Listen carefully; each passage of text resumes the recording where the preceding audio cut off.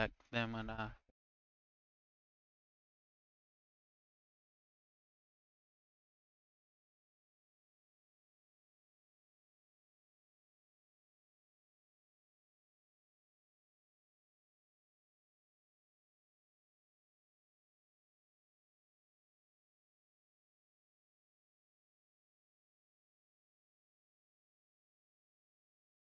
uh uh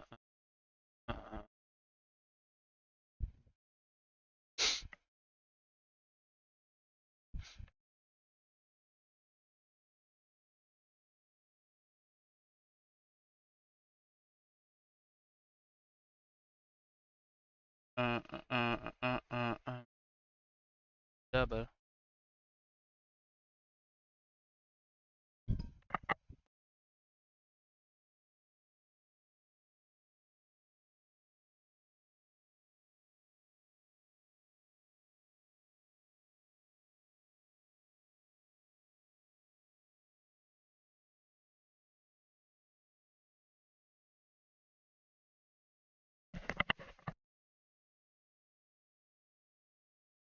Back then when I did the linguini. Nowadays I push up in that new Lamborghini.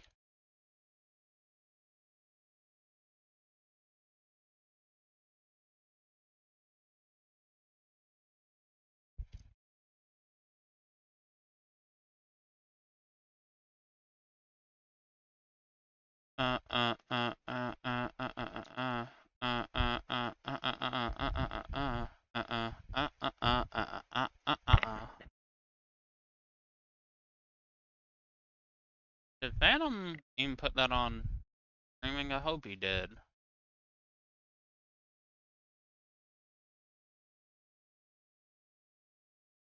Oh, he did. Cool.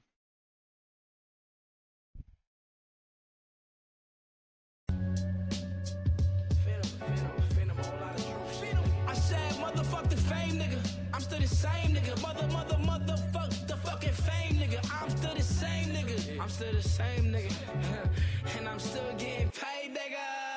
I get paid for boolah, yen, and dollars. Niggas mad cause your bitch be tryna holler. Pop a collar, pop V's and pop Scotties. And niggas mad cause your bitch on my body. Back then when I used to dream about the linguini. Nowadays I push up in a straight Lamborghini. And it's not no luck, man, it's not no genie. I know you wish it was tryna save your feelings. Back then I was tryna go and save my cheddar. And back then when I was reading immigration letters. And back then the shoebox fit the nice Beretta. And back then my uncles hopped out the green no Jetta. Make your body quiver, make your shit do the jitters. Discard you trash ass niggas, I straight litter. You living bitter, can't afford your babysitter. Your baby mom's at my crib, I'm straight with her. Straight with her, I'm a straight winner. I said every day, I'm sorry God, I'm a straight sinner. I ain't gon' lie, last night I had some great dinner. My pockets keep getting fat, they don't get slimmer. I mean, I like Rick with the Margiela. My chain blonde so much, I call it Helen Keller. My left hand mates, but my right hand a killer. And now I freestyle this whole shit, I'm fella Ella.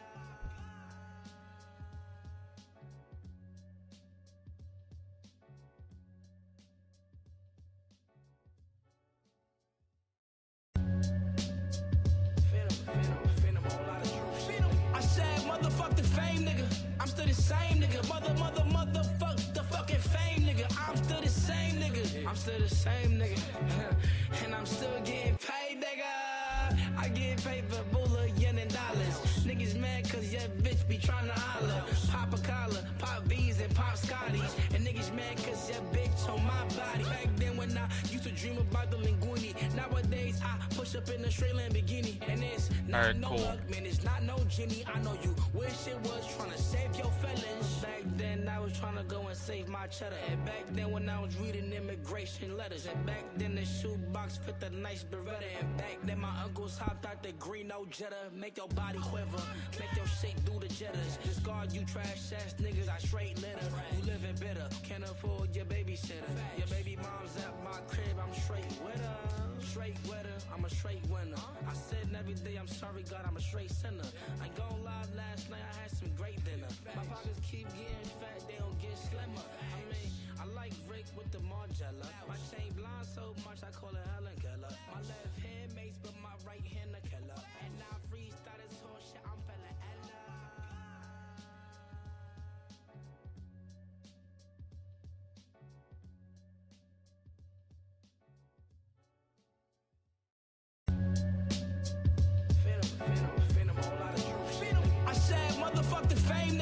I'm still the same nigga. Motherfuck the fucking fame nigga. I'm still the same nigga. I'm still the same nigga.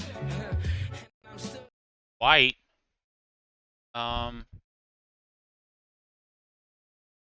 nice. Might be true, but it's not nice. getting paid, nigga. I get paid for boolah, yen and dollars. Niggas mad cause your bitch be tryna holler. Pop a collar, pop V's and pop Scotties. And niggas mad cause your bitch on my body. Back then when I used to dream about the linguini. Nowadays I push up in a straight Lamborghini. And it's not no luck, man, it's not no genie. I know you wish it was tryna save your feelings. Back Yeah, you've lost your fucking mind.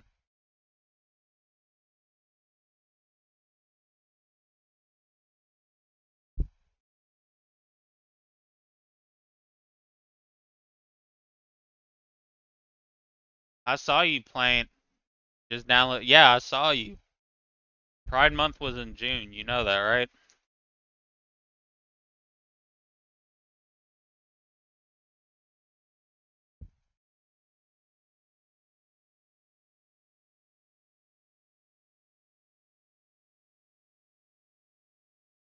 then I was trying to go and save my cheddar. And back then when I was reading immigration letters. And back then the shoebox fit the nice Beretta. And back then my uncles hopped out the green no Jetta. Make your body quiver, make your shit do the jetters. Discard you trash ass niggas, I straight litter. You living bitter, can't afford your baby. I fuck with it. Baby mom's at my crib, I'm straight with her. Straight with her, I'm a straight winner. I said every day I'm sorry God, I'm a straight sinner. I ain't gon' lie, last night I had some great dinner. My pockets keep getting fat, they don't get slimmer. I mean, I like Rick with the Mashallah. my chain blind so much I call it Helen Keller. My left hand mates, but my right hand a killer. And now freestyle this whole shit, I'm fella Ella.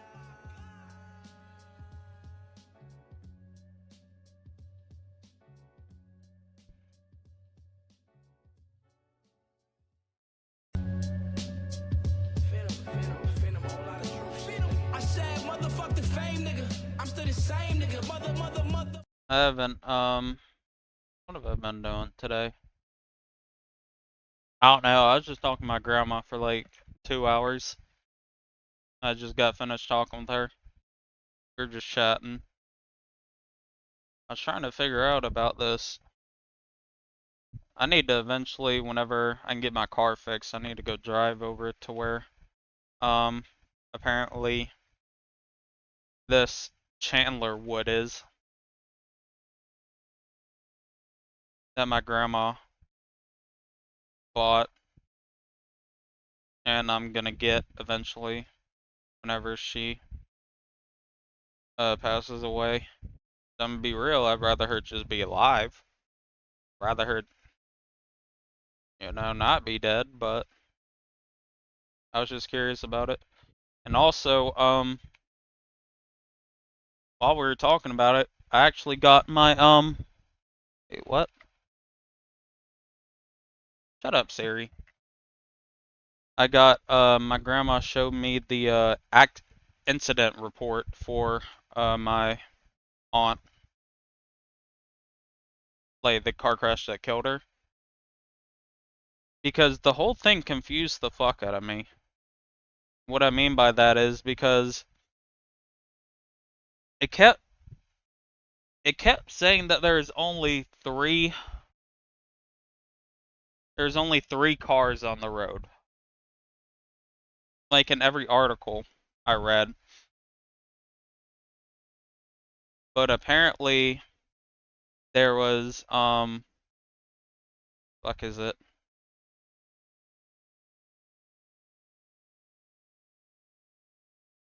There was four.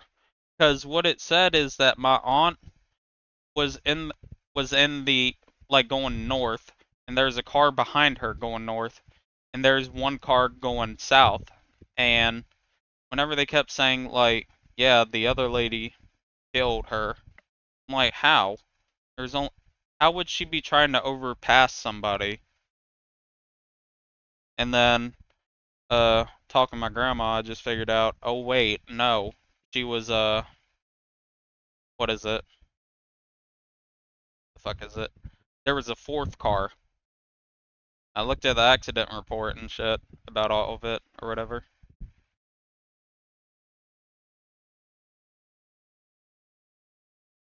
Yeah,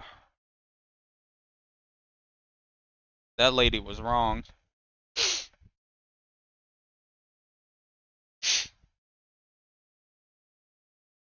It was on a 55-mile-an-hour road going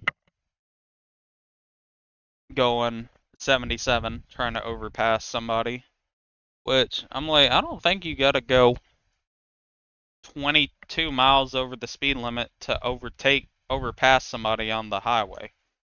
Or not even just the highway, anywhere. So what happened with the payout? What do you mean? We don't know anything yet. It's only been like 3 months. I assume I talked my grandma about it and she said I assume that, they're working on it, like the lawyers and shit.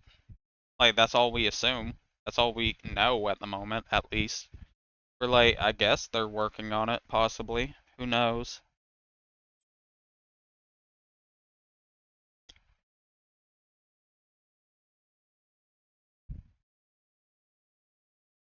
But yeah, like I said, I don't know about the payout because yeah, I don't know. Just have to wait and see, I suppose.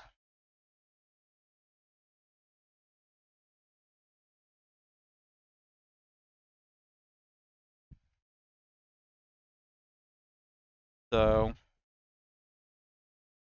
I said, I don't know anything about that, but matter of fact, once my phone charges, I want to look at the accident report some more. I only looked at the basic shit, like I believe it was a 2024 Kia that might have.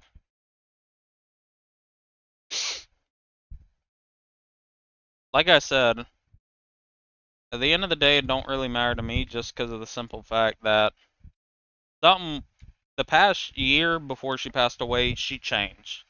She had like 2 heart attacks at that point, and she just changed as a person. Like it was found out that, what is it, when my granddaddy died and didn't give me his fucking truck, fuck him. I'm kidding. But whenever my granddad died, and so his wife still lives in the house. She's being taken care of by her daughter, you know. And so eventually with that, what happened is that see, why would it, okay, fuck this game. But basically in the will it was required that with the money she got from like her granddaddy and such, she would also like continue paying the house bill and stuff for his wife. And apparently after like a couple months she just stopped. So for like a whole year she wasn't paying for helping at all, which I think is. No, he had a truck. I know he did. Every time I went to his house he had a truck. I don't care if he sold it right before. It should have been mine. That's all I know. That was my truck that I claimed that he didn't know I claimed. And that's where the issue is.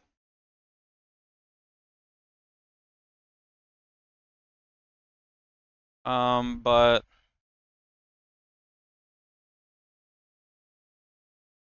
I mean, like I said, my granddad, I barely knew him, and he was an extreme racist. So I'm not like sad. Sorry. Like I said, the only reason I was sad about both of these passings is just because of the fact that, my grandma and my mom are upset. Now my mom's trying to sue my aunts, or the family, or the people that my aunt gave her shit to. I think my mom's trying to sue her because, what is it? a lot of the stuff she was that my aunt had was stuff that was given to her whenever my granddad passed last year. And so my mom's, I believe, is trying to sue in a sense of like, yo, that that that ain't even theirs. You know what I mean? She's like, yo, that ain't even her shit. That's from my fucking dad that died. I don't know specifically what, I just know that. So, but yeah, just think, like I said, I talked to my grandma, and I think the biggest things is she had heart attacks. Not only that, she had heart attacks due to stress and drinking, and then she continued to drink like that was gonna fix it. Like, like I said, literally in December, she died for like a couple seconds having a heart attack. So, like I said, albeit I I obviously don't wish she died, you know. Like I'm not a fucking sicko, but it doesn't truly affect me, you know. It's just like, okay.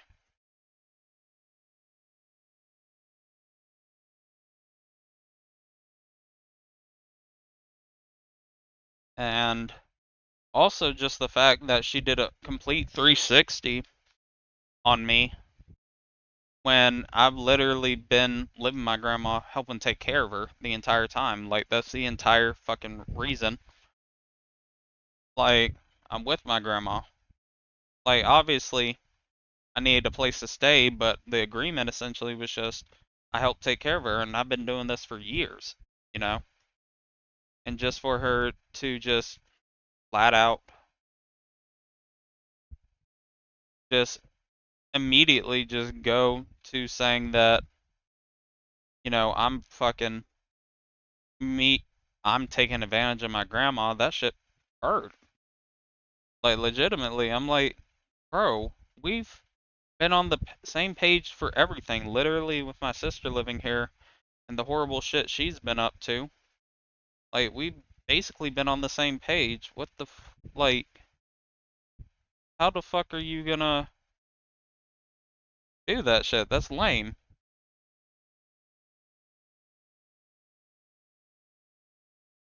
I don't know. Like I said, at the end of the day, I'm glad she died the way she did. Only reason for me saying that is because it was either she died the way she did or she would have died in a hospital room on life support. Because, I mean, before, even without the drinking, she had been smoking before that for like, what, 40 years? Like, started at 12? Well, I mean, yeah, I can say that, but I'm not saying it to the people I know it's gonna affect. That's the biggest thing. Like, obviously, I'm just like, at the end of the day, I'm really just like, I don't really care. Yeah, that was the biggest thing. It's just like, if there was an issue with me living here with my grandma, I feel like she would have like, been said something, or even, like, insinuated it in a sense. We talking about? Uh, what is it? What are we talking about? Yeah, we're talking about dumbass Australians being retarded regarding the Olympics. I think that's what we're talking about. No, I'm just talking about my aunt and shit.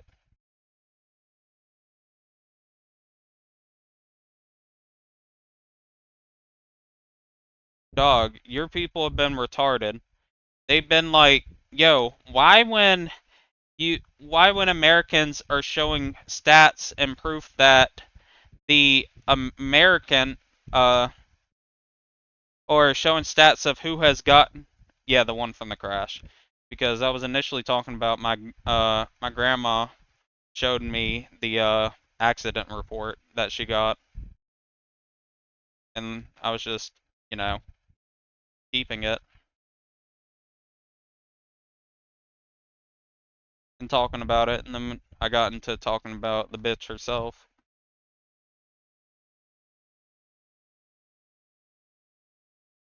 Like I said, I don't know. I don't appreciate. Like I said, I don't know. All the kindness and all the shit I've done in my life, and then still continue to get fucked the way I have, is just really awesome. I don't know what else to say. Why is bro still complaining? Why are your retarded people saying, why, when America is showing graphs about who has earned the most medals, they're at number one, but when you go to the Olympic website for who has the most golds, America's number 4, when America is a number 1. Plus, y'all had Josh Giddey on your basketball team. Fuck y'all. Yeah, fuck that fuck. You ain't gonna speak up. You ain't gonna speak on that, though. Why you got Josh Giddey on your team? Yeah, speak on that, boy. Speak on that one. I'll wait.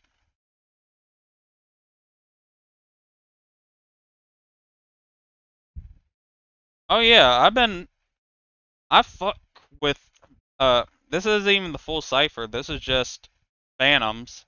I fuck with, I I was really surprised with the cipher in general. I did not think they were like that. Or I didn't think they were gonna be, like, as serious. Because this is the first time I ever even watched the cipher and shit. And, like I said, I thought,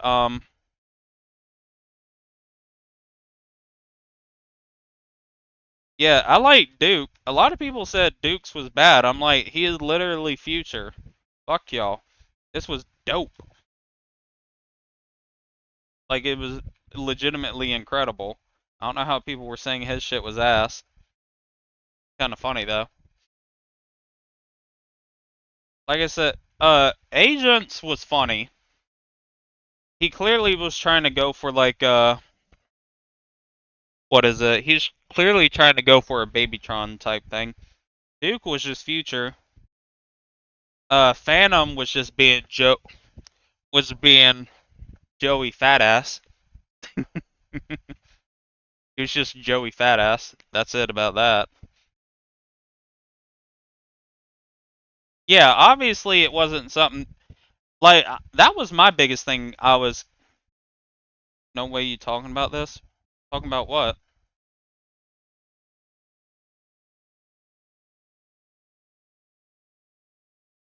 What is this? The AMP cipher?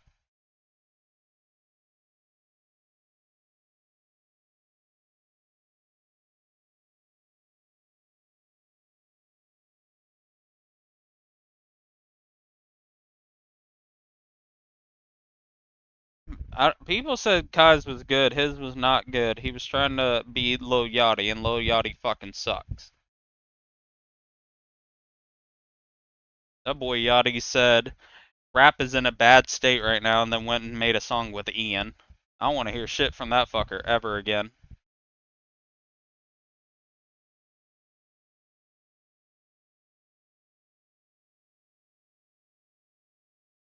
Uh, uh, Davis, that shit was beautiful. Like, I've never watched like any of those ciphers before this one, so I didn't even know Davis usually had a shit cipher, but he sang good. I even think his first rapping was good. Like the one with the auto tune, I thought that was good too.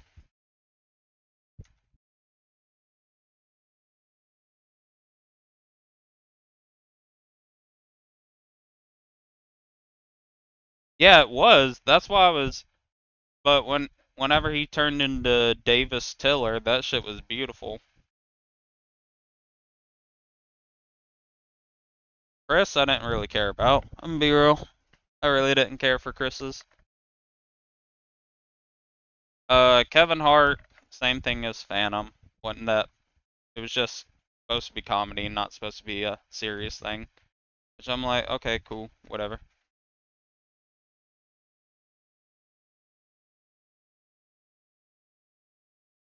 But all around, I mean, I was just surprised that the shit was as good as it was.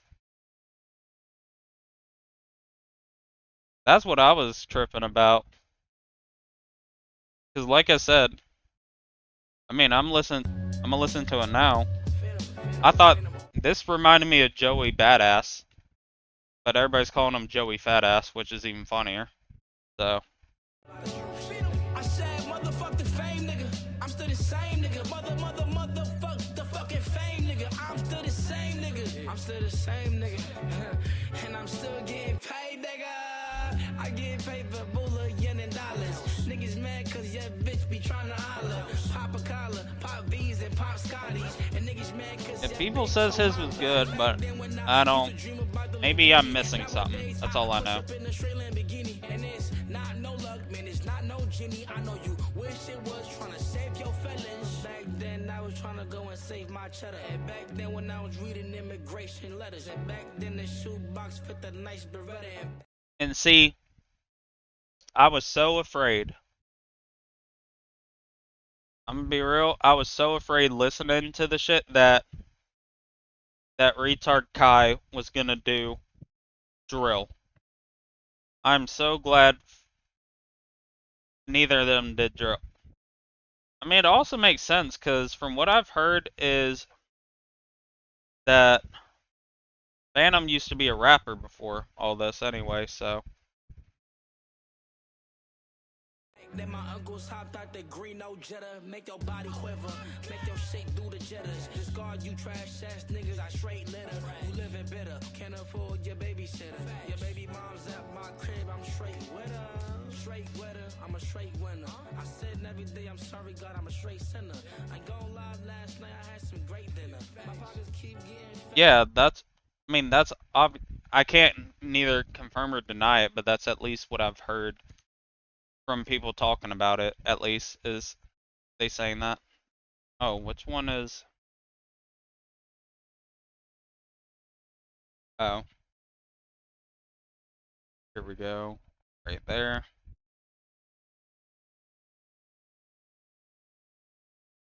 The fat ass. Wait, is there... I don't think he said fat ass, I think he said facts. I don't think he said fat ass.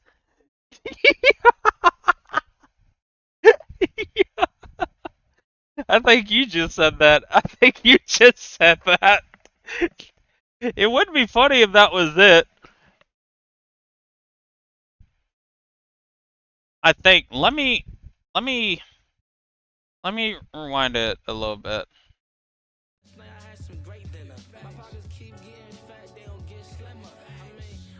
Yeah, he's saying facts. Holy. That is funny though.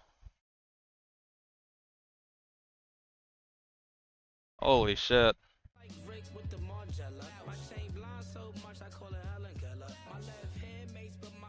Welcome back to another episode of The Casual Criminalist. As always, I'm your host.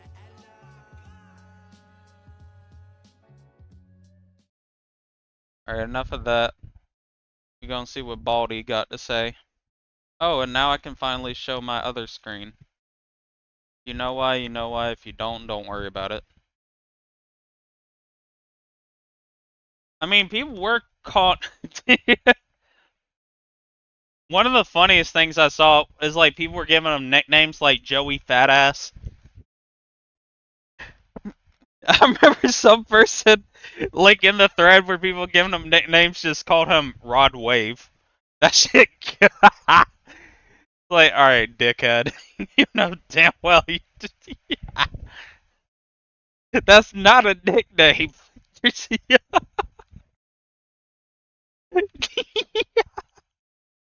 That's what killed me. So, Joey Fatass. Welcome back to Uh. another YB or NBA big boy, and then just Rod Wave. Simon, welcome to the show. What happens here? One of my writers, in this case, Emma, writes me a script. Rose West, wife, mother, murderer. I don't know why I say that so lighthearted. It was awesome. A mum doing murder. It's not brilliant, is it? Anyway, the format of the show is I've never read this before. Vaguely heard of Rose West. So this could be a bad one. Anyway, let's jump in. Thank you, Emma. Thank you, Jen, who edits this wonderful production. And let's get into it, shall we? Get in it.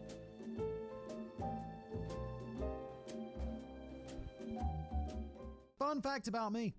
Oh, okay, let's go, Emma. My YouTube feed mainly consists of baby videos, gaming playthroughs, a selection of Simon's videos, and murder. That is awesome. One of the most troubling videos I've watched in recent months was an infographic on the serial killer couple. Well, yeah, I haven't watched the other ones, but I would presume the other ones weren't as, per se, like, being serious. Or am I tripping?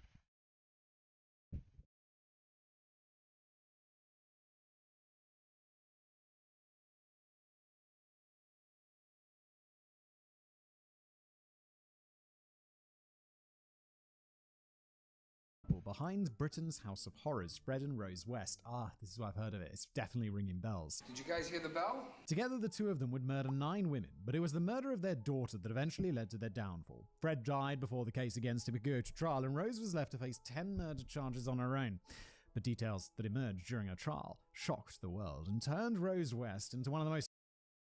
Yeah, because see, with this one, even with production, I can tell they actually decided to be, like, take this serious. What up, Mob?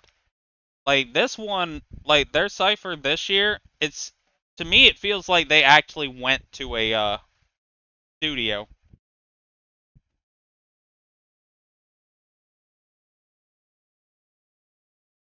I mean, shit, they had fucking Kevin Hart in it. Obviously, is higher production in general.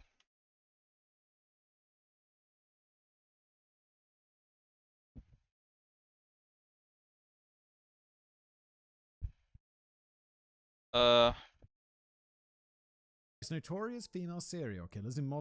Hold on, let me say it 3 times. Hey, Mobbed. Yo, what up, Mobbed? How you doing, Mobbed? Just in case your bitch ass try to say, you didn't say hi to me. Fuck you.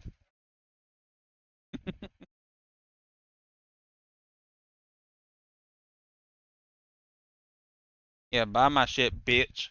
Yeah, buy it all that. Buy all that.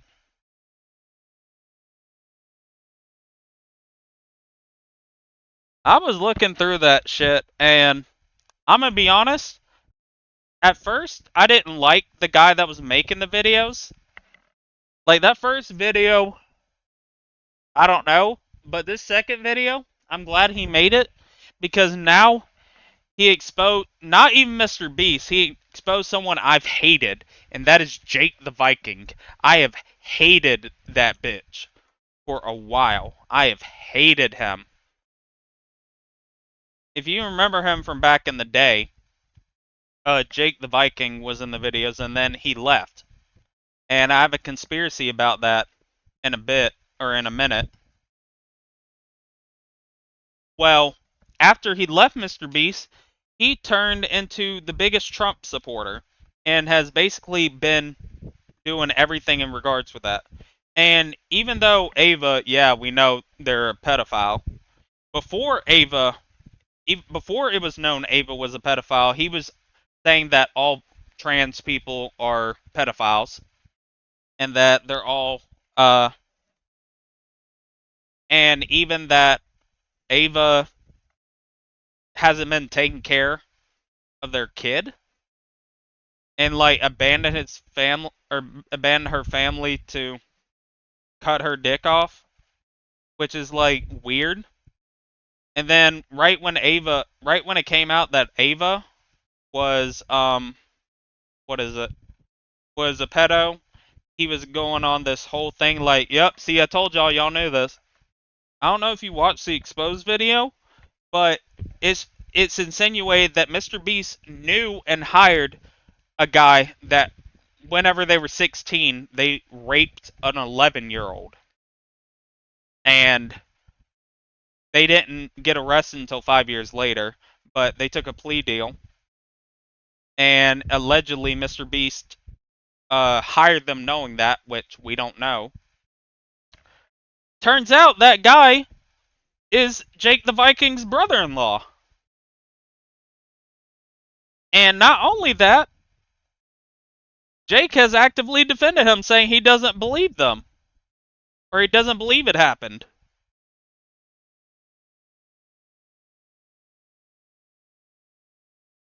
So, it's been a moment where it's like, finally. Because, like, dog, you've been talking out against pedophiles and people, alleging people are pedophiles this whole time. And it's found out that your sister's brother is a pedophile. And not only that, you've defended him. And said you don't believe it happened. Like, what? What do you mean you don't believe it happened? You think a random...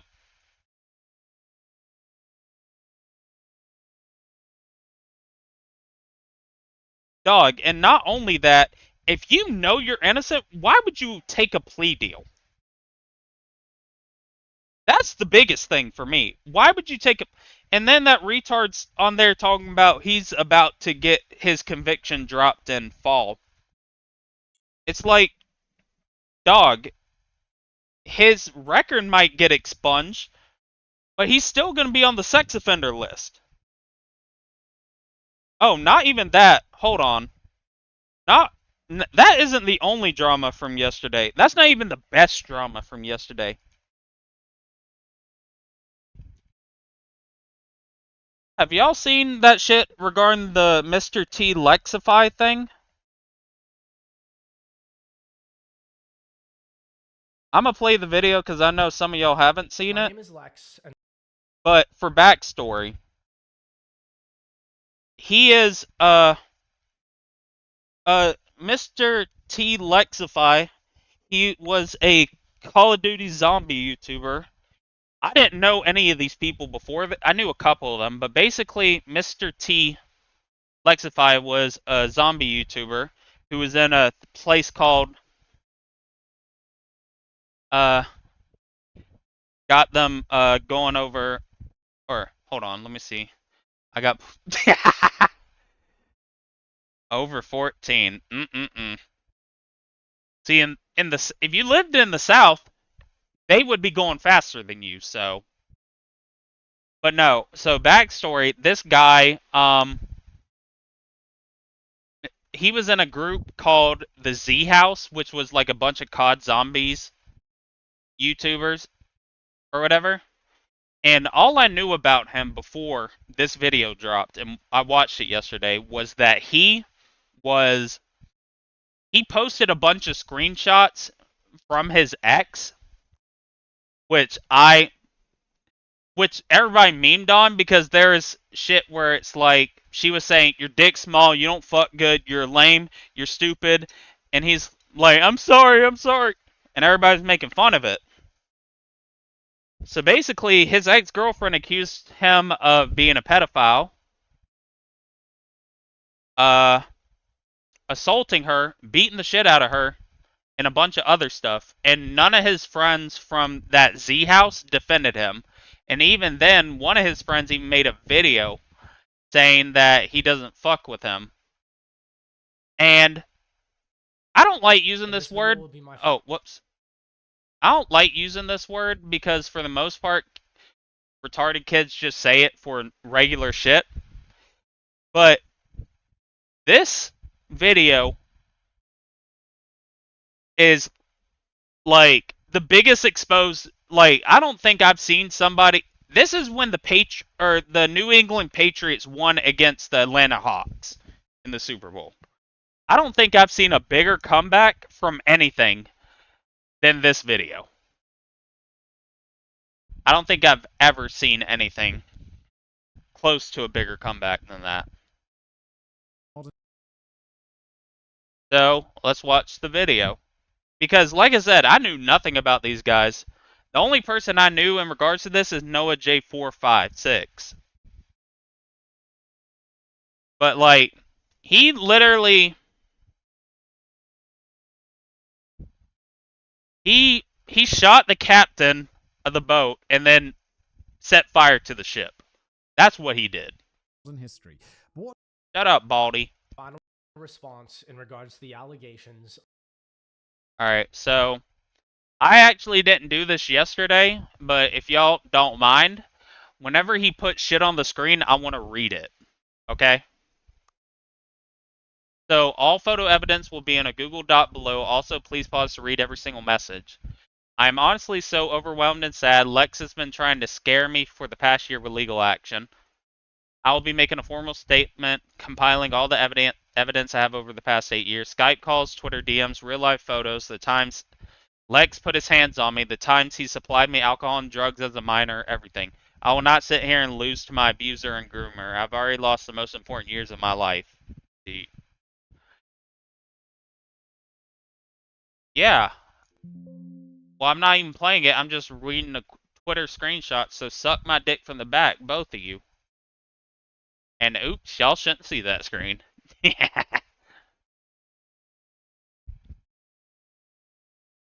There is nothing there on that screen right there, by the way.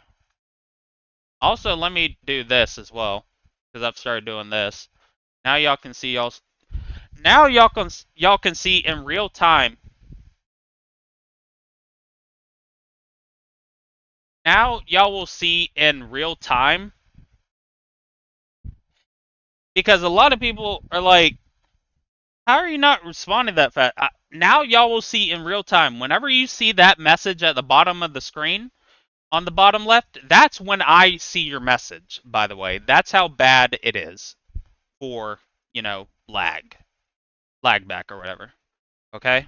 I'm being accused of by my ex-girlfriend, Reagan McNulty, Content doll. or Pure Softy. The accusations against me are entirely false, and I have screenshots.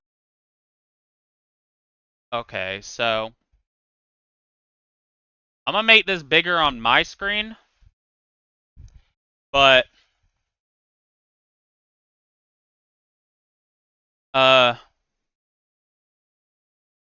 have it way bigger on my screen so I can read it. One of my friends got Fortnite on his PC and he's been coming up to me every day like, "Hey, tell your boyfriend to play some Fortnite with me, LOL." Hi, I'm just thinking about how much I love you and your height. Ren, send you a direct message. Hi, I'm just thinking about how much I love you and your... My friend and I were talking about height and I was like, I love Lex's height. I love that bitch, Ren. Or I love that bitch. Okay. Evidence that direct Hold on, let me test something. Let me make this a little lower on my side. Okay, cool.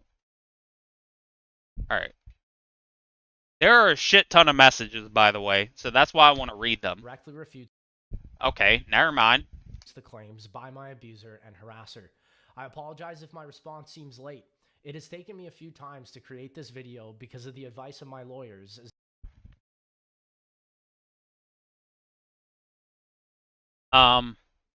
At 1902 hours, Lex was reporting that has been posting sensitive videos and making threats to post on Twitter, calling him a pedophile, report that he has been going on for 2 years.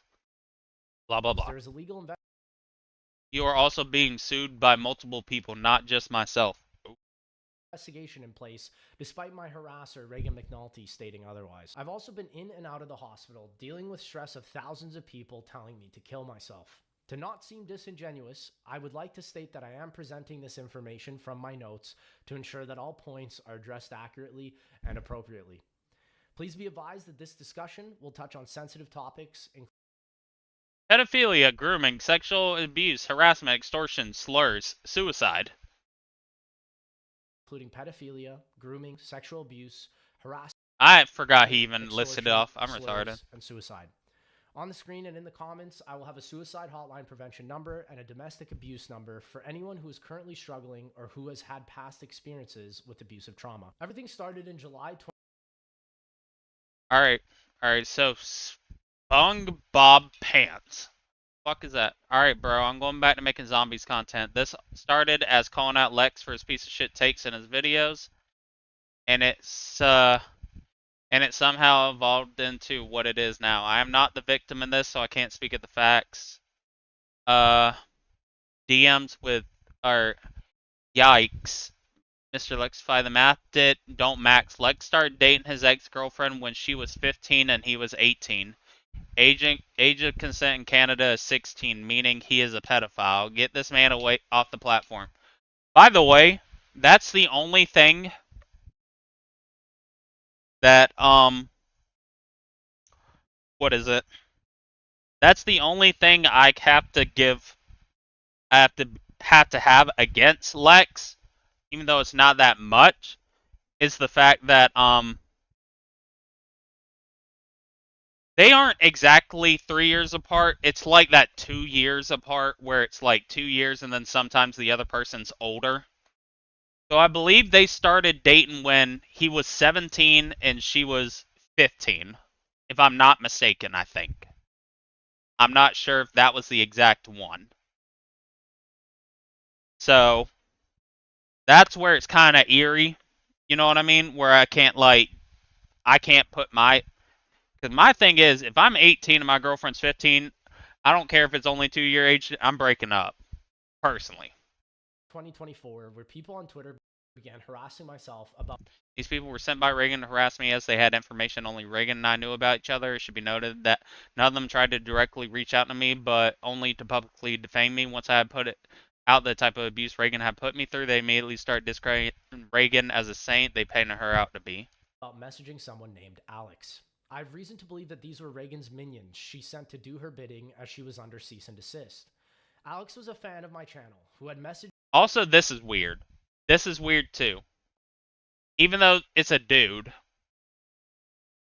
Like, Me first because I momentarily opened my Twitter DMs to the public. Alex was the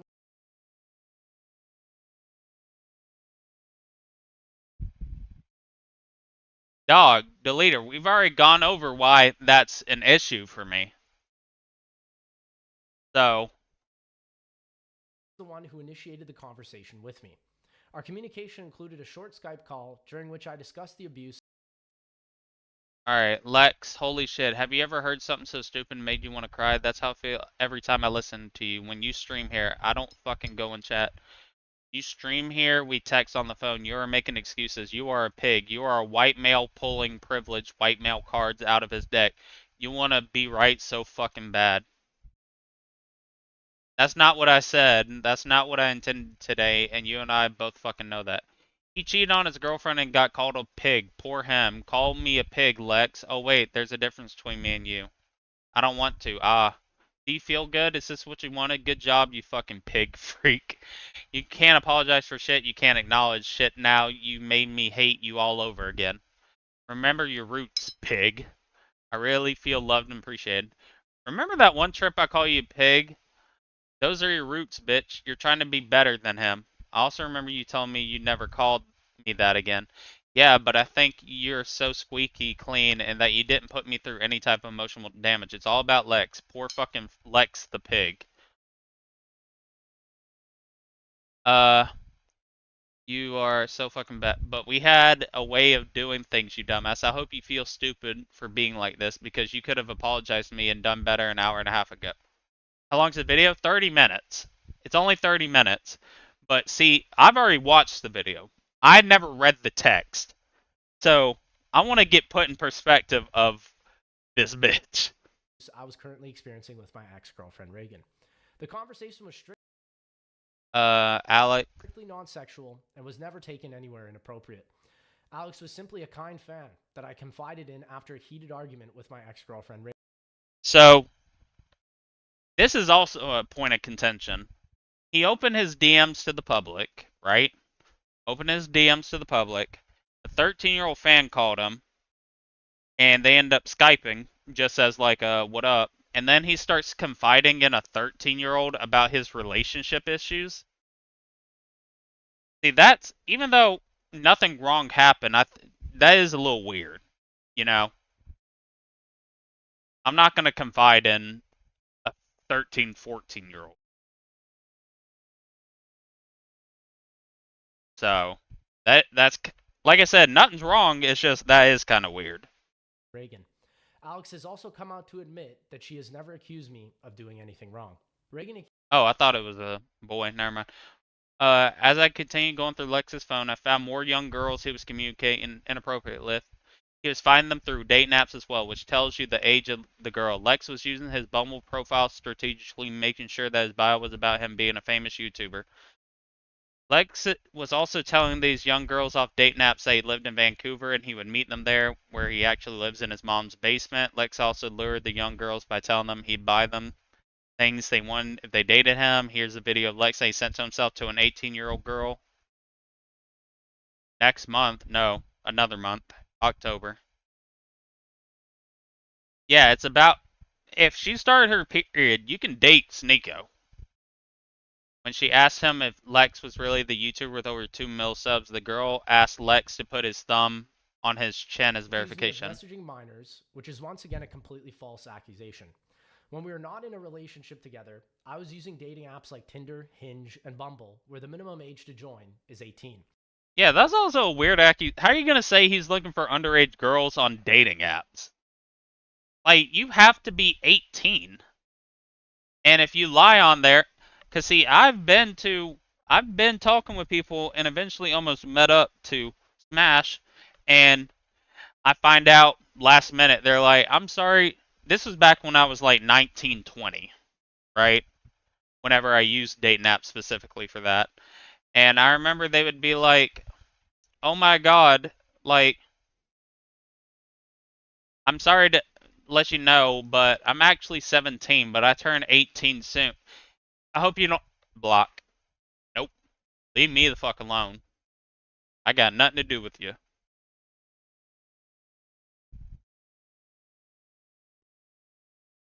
Thankfully, nothing ever, like, the couple times it's happened, nothing's ever, like, went to fruition, obviously.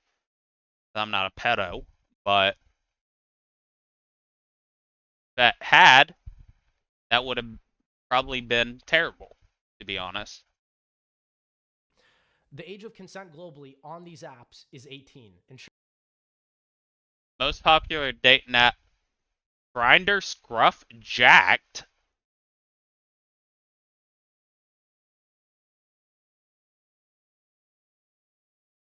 Meeting up with a 17-year-old boy. The only time that I've talked about it before with the leader, I think specifically on stream when nobody else was here, but there's this girl, ever since I was 14, I used to be in communication with, and we had on and off date throughout the years. And whenever I was 17, she's the one that took my virginity. But that girl, after like basically sending and spending like $1,500 to get us to move in together, she just quit talking to me on everything. And one of her friends got into her Facebook because she had logged into it before, and she was on there talking to her mom saying, I'm 17 and I'm proud. And at the time I was 19. I'm like, wait. Because the whole time I've known her, she said she was a year older than me. And every person that I met around her, including her parents, never, like, denied it. So I'm like, wait. Because if I would have known she was 2 years younger than me, I wouldn't talk to her. Just because of, like, specifically, like, why the fuck you not telling me this shit? Like, that's lame. So that's why I specifically am always that type of person where it's like, I don't care. Like, age gap like that's unacceptable. Because if I would have known that with that bitch, I would have never been with her. Thankfully, I didn't do anything with her after that. But ensuring that everyone that I communicated with was of legal age. I want to emphasize that I do not specifically target dating 18-year-olds and minors as my ex-girlfriend claims. My current partner, who I've been with for almost a year now, is my age. Reagan even states in her own document that the women I reached out to were all 18. She has no genuine proof of backing her claims of pedophilia and no proof that I was only messaging 18-year-olds, as many of the women I tried to date were in their 20s. Regarding the video of me circulating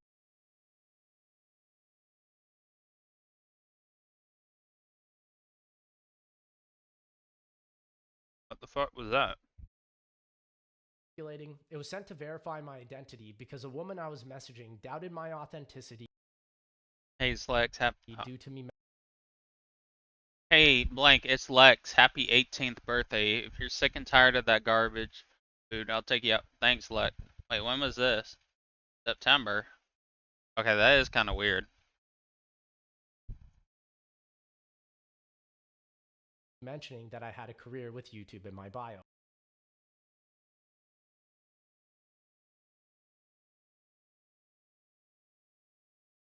Deleter, that is something you need to talk to a therapist about. I don't know why the fuck you say that. It's YouTube stream chat.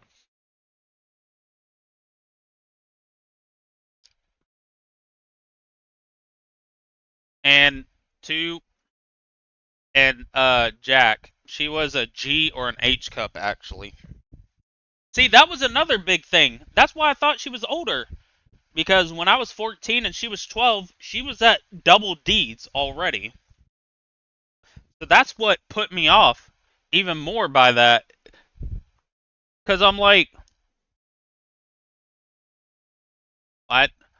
You fuck with it? Okay, deleter. The video was sent to someone from a local university after we moved the conversation off the dating app so I can confirm myself to her. The app does not allow personalized video or photo exchanges, which is why I've done this. I never strategically used my career to Wait, no, time out. identity because a woman I was messaging doubted my authenticity. A woman I was messaging was doubting my authentic. Hey, Lex. Lex, that's a first strike. Hey, blank, it's Lex. Happy 18th birthday. I doubt that was your first message. I doubt that was your first message. Okay, now Lex. See, that's why I'm reading the messages now, because now I'm poking holes in this shit. What you mean? Why are you saying happy birthday to her if that isn't the first time y'all message? You know, Due to me mentioning that I had a career with YouTube in my bio. The video was sent to someone from a local university after we moved the conversation off the dating app so I can confirm myself to her. The app does not allow personalized video or photo exchanges, which is why I've done this. I never strategically used my career to be with women. It is simply my job. to be with woman. Was he a caveman? Woman, need. There's no proof of these women I've messaged. There's no proof of these women. He might not be convicted of what he's being accused of, but he is retarded. Or actually, he's Canadian, so. Being underage, as Reagan insinuates, as well as no woman that I've ever messaged on any dating app having ever come forward that I ever messaged them in an inappropriate manner. I joined these apps after. Alright. Please get out of my life. I tried to end it a year ago. You wouldn't let me leave. I always tell you that you're free to go. Please stop trapping me. LOL, you're crying on your knees. Please don't leave me. I'm going to kill myself. I seriously thought I was going to kill myself because you left. Good one, Lex. Being in the relationship is what makes me want to kill myself, but ending the relationship is what. Hey, that's okay, baby. I will be online for you. I miss you. I feel bad because I live in your apartment and you're not here. I feel bad because you don't think it's your bed. I want to have a fairy tale life with you so badly. I'm sorry I suck so much. I regret making a sleep. I did bipolar ass bitch. Also, it's crazy that another thing I'm noticing, she's accusing him of all this stuff when she's the only one messaging, basically. Breaking up with Reagan, which happened multiple times. During these breaks, I never received When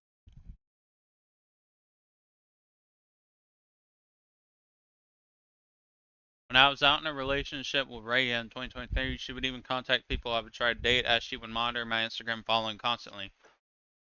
She even messaged these people I tried to date who were in their 20s saying how I'm an abuser and would try to make sure nobody could date me. W. confirmation from Reagan that our relationship was over. Instead, Reagan would often ghost me for months at a time and then suddenly return by love bombing me and saying how much she missed me as she was a covert narcissist. You might think I'm a fearful. Oh, if you thought that was bad, get ready for this, Jack. Get ready for this. I know this is like 5 minutes of just essays of screenshots. Avoidant, but I'm a covert narcissist. Let me tell you how this is going to go. First, I am going to come across like a very humble person. I was doing better, but my mom thinks I'm the worst. I don't care about those. I may even relish the victim status. I'm in the ER right now, just sitting in I've bed. been hurt in the past. I've had toxic relationships, and I am on a healing journey. I have walls up, and I have a guard up because I've been hurt.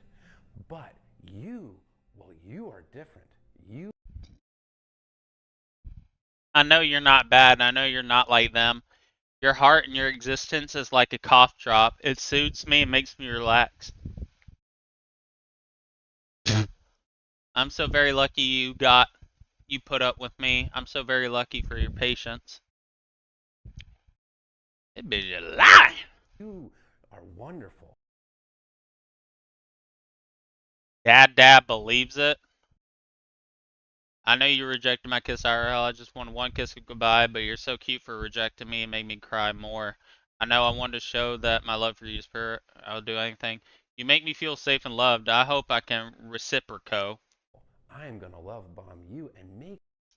I love you. Thank you for the effort. I love you too, and I want to come see you. You're my Valentine.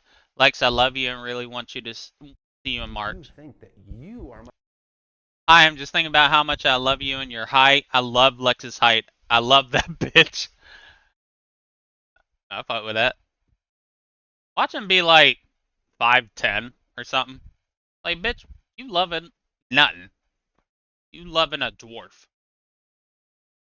And I hope that hurt every single person that's 5'10" if they're in my stream.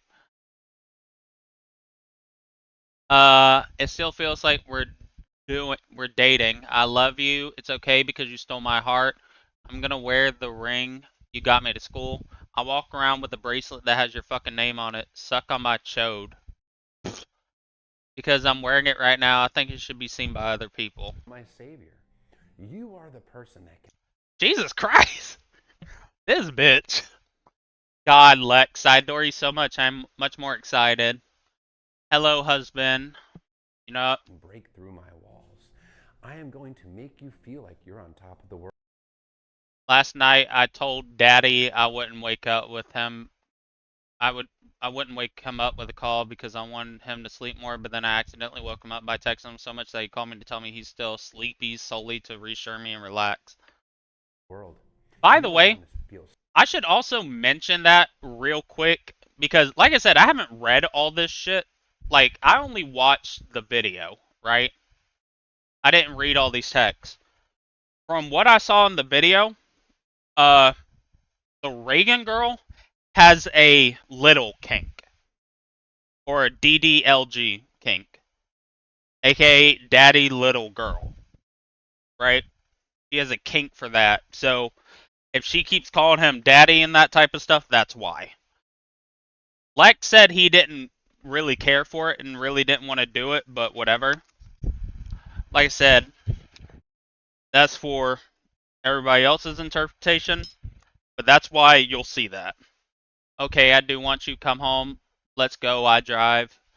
Part of being in an LDR is having an upcoming trip with your significant other, and you already start getting sad over the fact that they're going to leave again. Seen, heard. I don't know how people can have a new crush every day. I've been whipped. Like, you see all this shit? And validated like you never have before. And damn! There's going to be a connection and a chemistry that is off the. Holy how did she ever try to do what she did? What the fuck? Like, bitch, do you not see how much? Charts. See, what I've done is I've put you on a pedestal because deep down, oh my god, I am perfect, and therefore, I deserve a perfect partner. But then, as time goes by, I'm going to notice your imperfections. It's the only way I see this working out. If I don't get money monthly, it's not worth it for me to go through this. Can you stop crying to me now? You're a parasite in my life. I'm not going to release a doc, but keep treating me like shit and saying dumb shit, and I will. Keep playing victim, and I'll make you the victim. You don't know shit. Keep making me mad. It's only fueling my Google Doc. You don't get it now because I have no romantic feelings. You literally take all that romance away by being dumb to me. At first, I liked you and wanted to fuck you, but the more we live together, the more I can't stand how you are. Yeah, this is a real 360. I can't lie. This that bitch is the queen of manipulating. I can't have that. I deserve a perfect person because I'm pretty awesome after all. I don't want to hold your stinky hand. I don't want you. No one fucking wants you. I need to find me another man. You act like you're the only man who streams. Yes. Yes, I am, you fat fuck. You and your mom can have this whole place while I'm gone. I promise you can do anything you want. Stop talking to me. I hate you. You ruin everything that's not about you. You fat fuck. Read the room and leave me alone. You can't fix it, you fucking ding dong. Angie, why are you still in this? Holy shit. You're gonna kill yourself. Question mark. You gonna stop being dumb and start making moves then, Lex? Yeah, she's looking real good in these screenshots, by the way. So I am going to start devaluing you. Also, you're I want you dead. I don't even want your money. I just want you dead. You're fucking dead to me. I'm already so vile. I hope you die in your dreams. I'm surprised this girl's white and not Latina. I'm gonna be real. It's the same thing.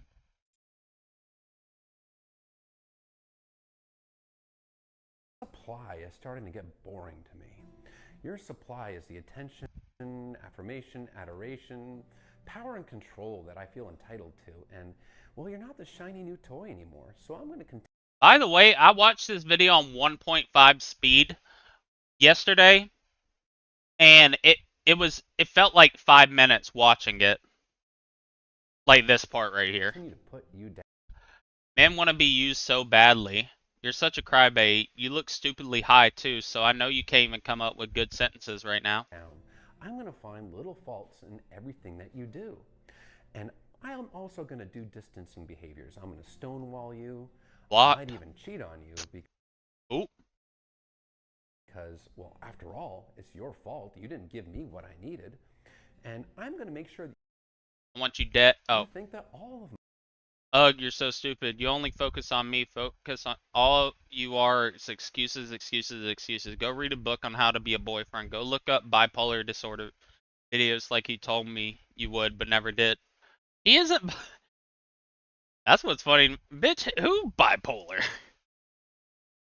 I know she ain't talking about him.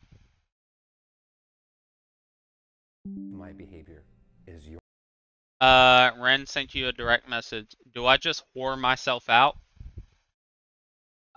It's not your looks, dumbass. It's you. You're the problem.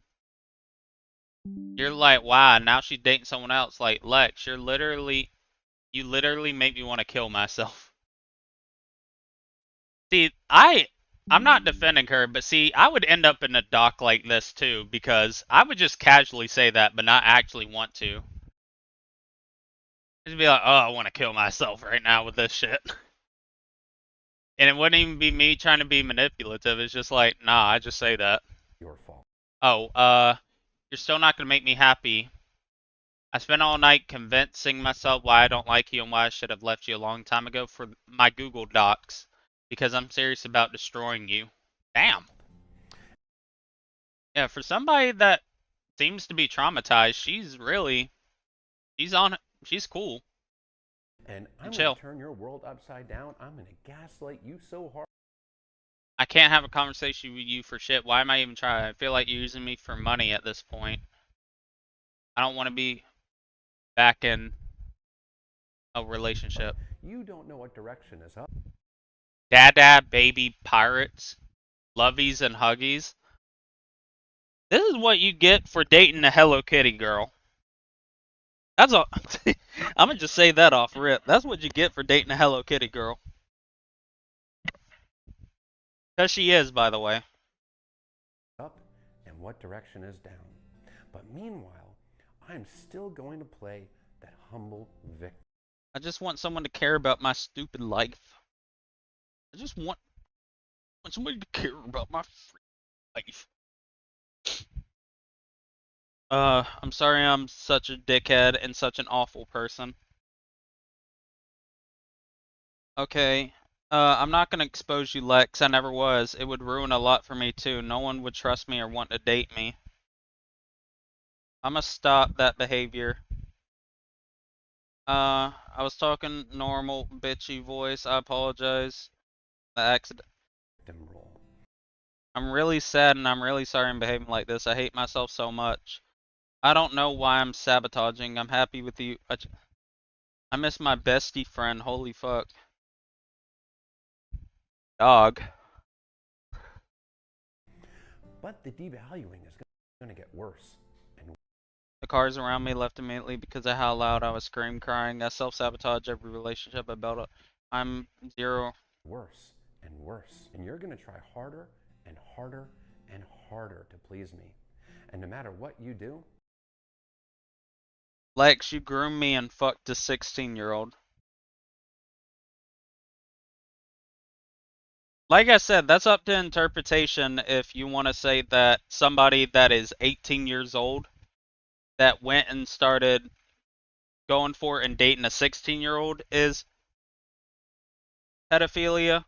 I personally don't think it's right.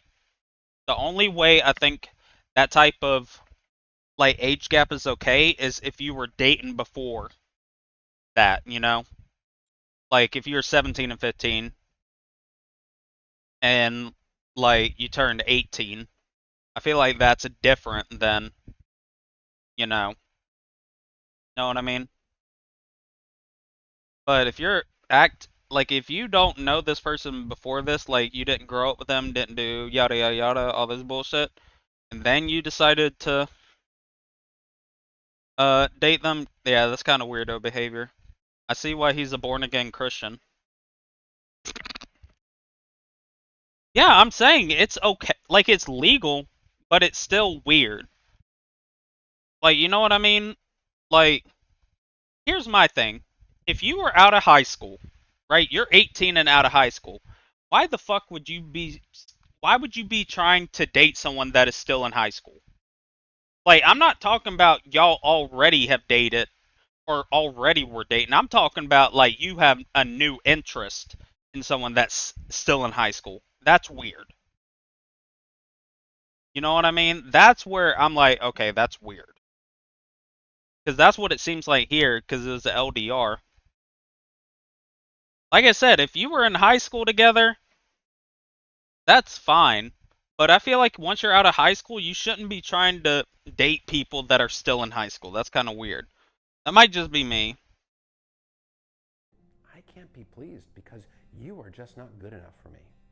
And then eventually, I've completely exhausted your supply. I am going to unilaterally discard you. I'm going to throw you in the trash. And you are going to be absolutely devastated. You're going to be searching for answers. And Visual confirmation that my ex has raped a 17-year-old minor when she was 21 and cheated on me as an adult. Oh yeah, I forgot to mention that. How, uh,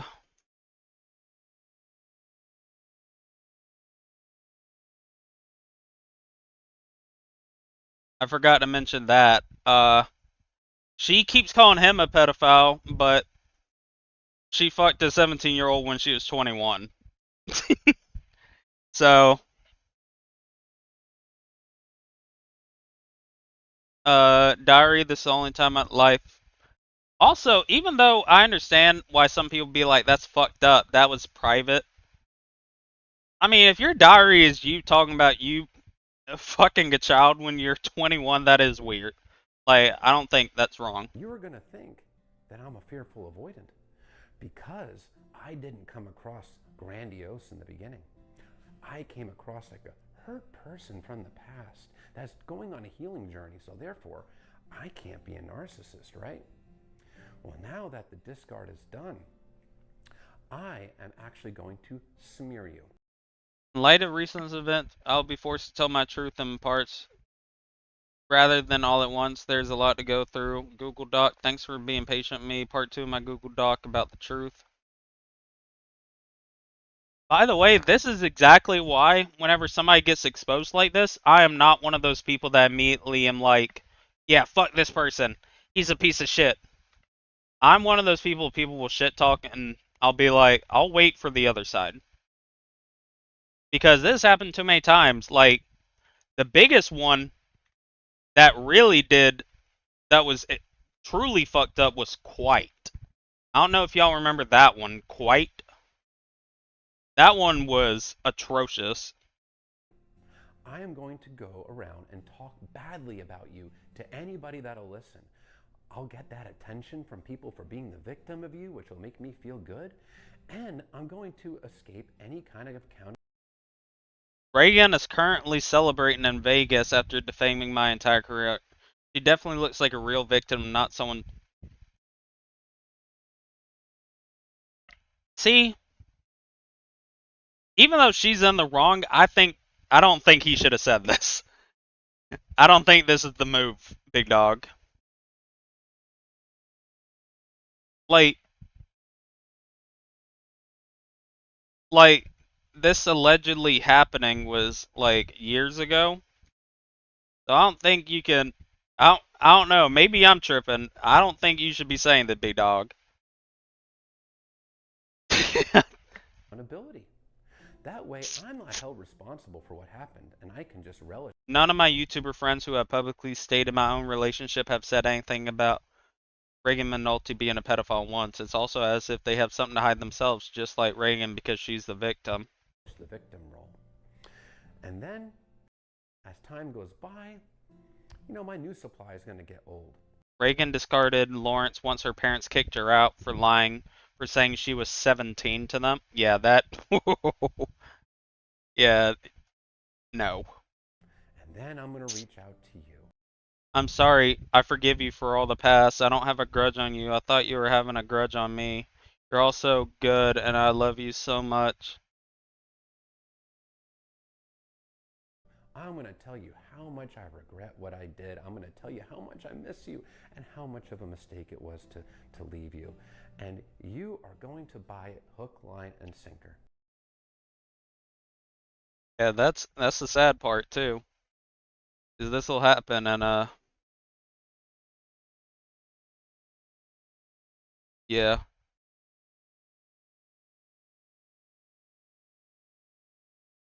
Uh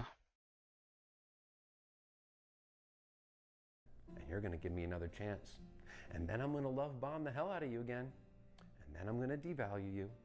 And then I'm going to discard you. ooh. I am going to do these things as many times as you will allow me to do. And every time I devalue you and discard you, it'll get progressively worse and worse and worse. And I will be on this everlasting healing journey, working on myself, because I'm the victim after all, and I love to get attention for how victimized I've been. Oh, whoops.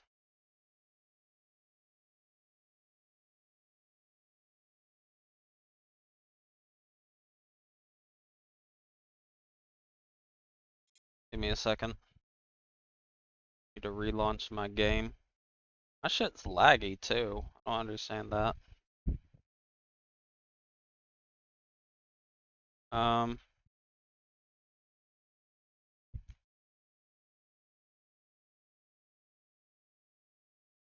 um hold on.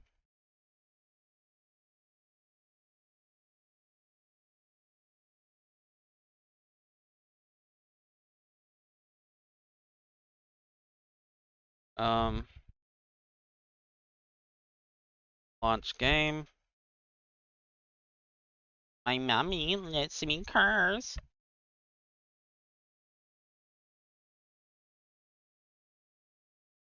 Where the fuck is it? Oh, right there. Wait. Yeah. Yeah. Alright, cool. Now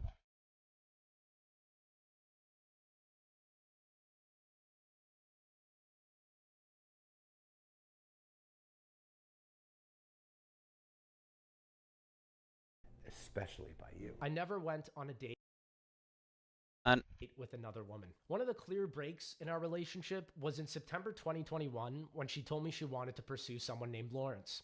She was already cheating on me with him months prior, as evidence of this Instagram photo. I first learned about Lawrence's true age of 17 when I found her please tell me you didn't, dear universe, please didn't tell me you put universe, Lawrence in universe. I miss him so much. It's been a year since we met, and now my Snapchat is showing me videos of us. I want him back. Of course, I'll give it to me. I also don't. Why are you doing a diary? Like, I guess I understand why people do diaries. I just don't. Why? Why would you do a diary? And you do, and not only are you doing diaries, but you're an evil person. diary that detailed her cheating on me as an adult when we were in a relationship earlier that year. Reagan did this. Reagan, the documents confirm she is targeting a minor that is 17 with the confirmation of them having a sexual intercourse. She also confirmed she is using me for money and still loves a minor over an adult. Simply because I had tried messaging other women to escape this relationship. Reagan later stated that Lawrence's parents had kicked her out of his house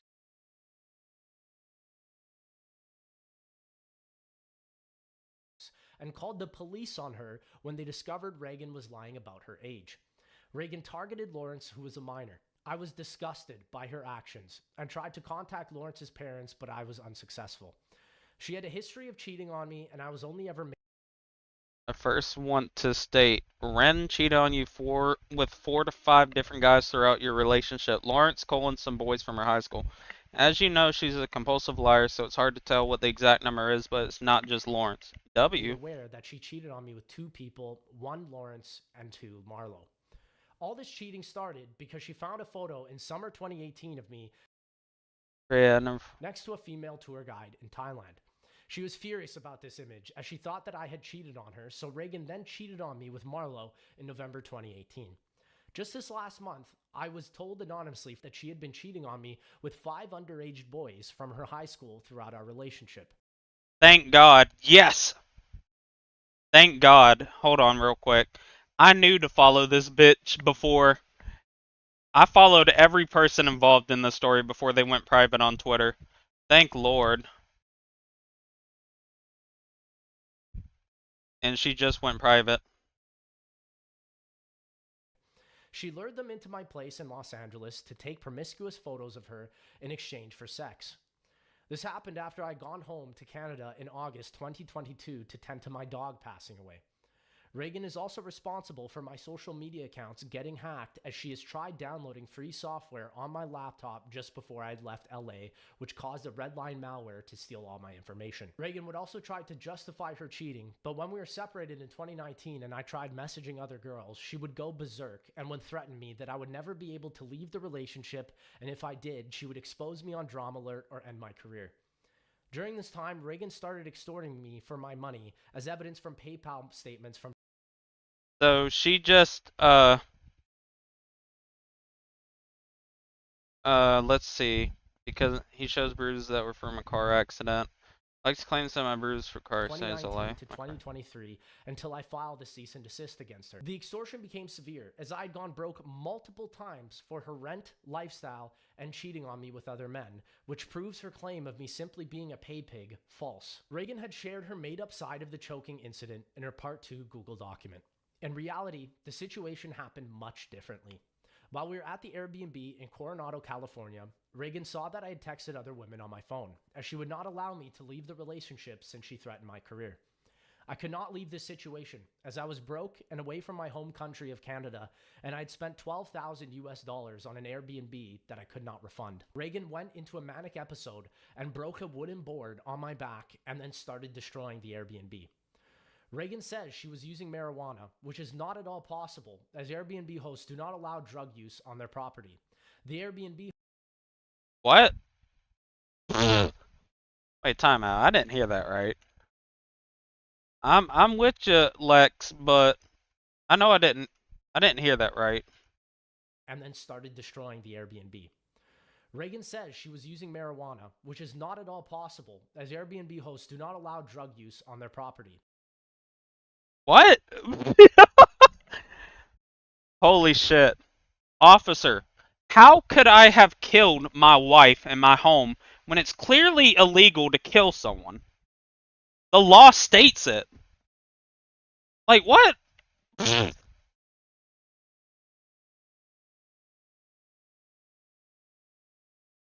Like, what are you talking about? The Airbnb said you can't smoke here, so I'm definitely not gonna smoke here. Like, come on now.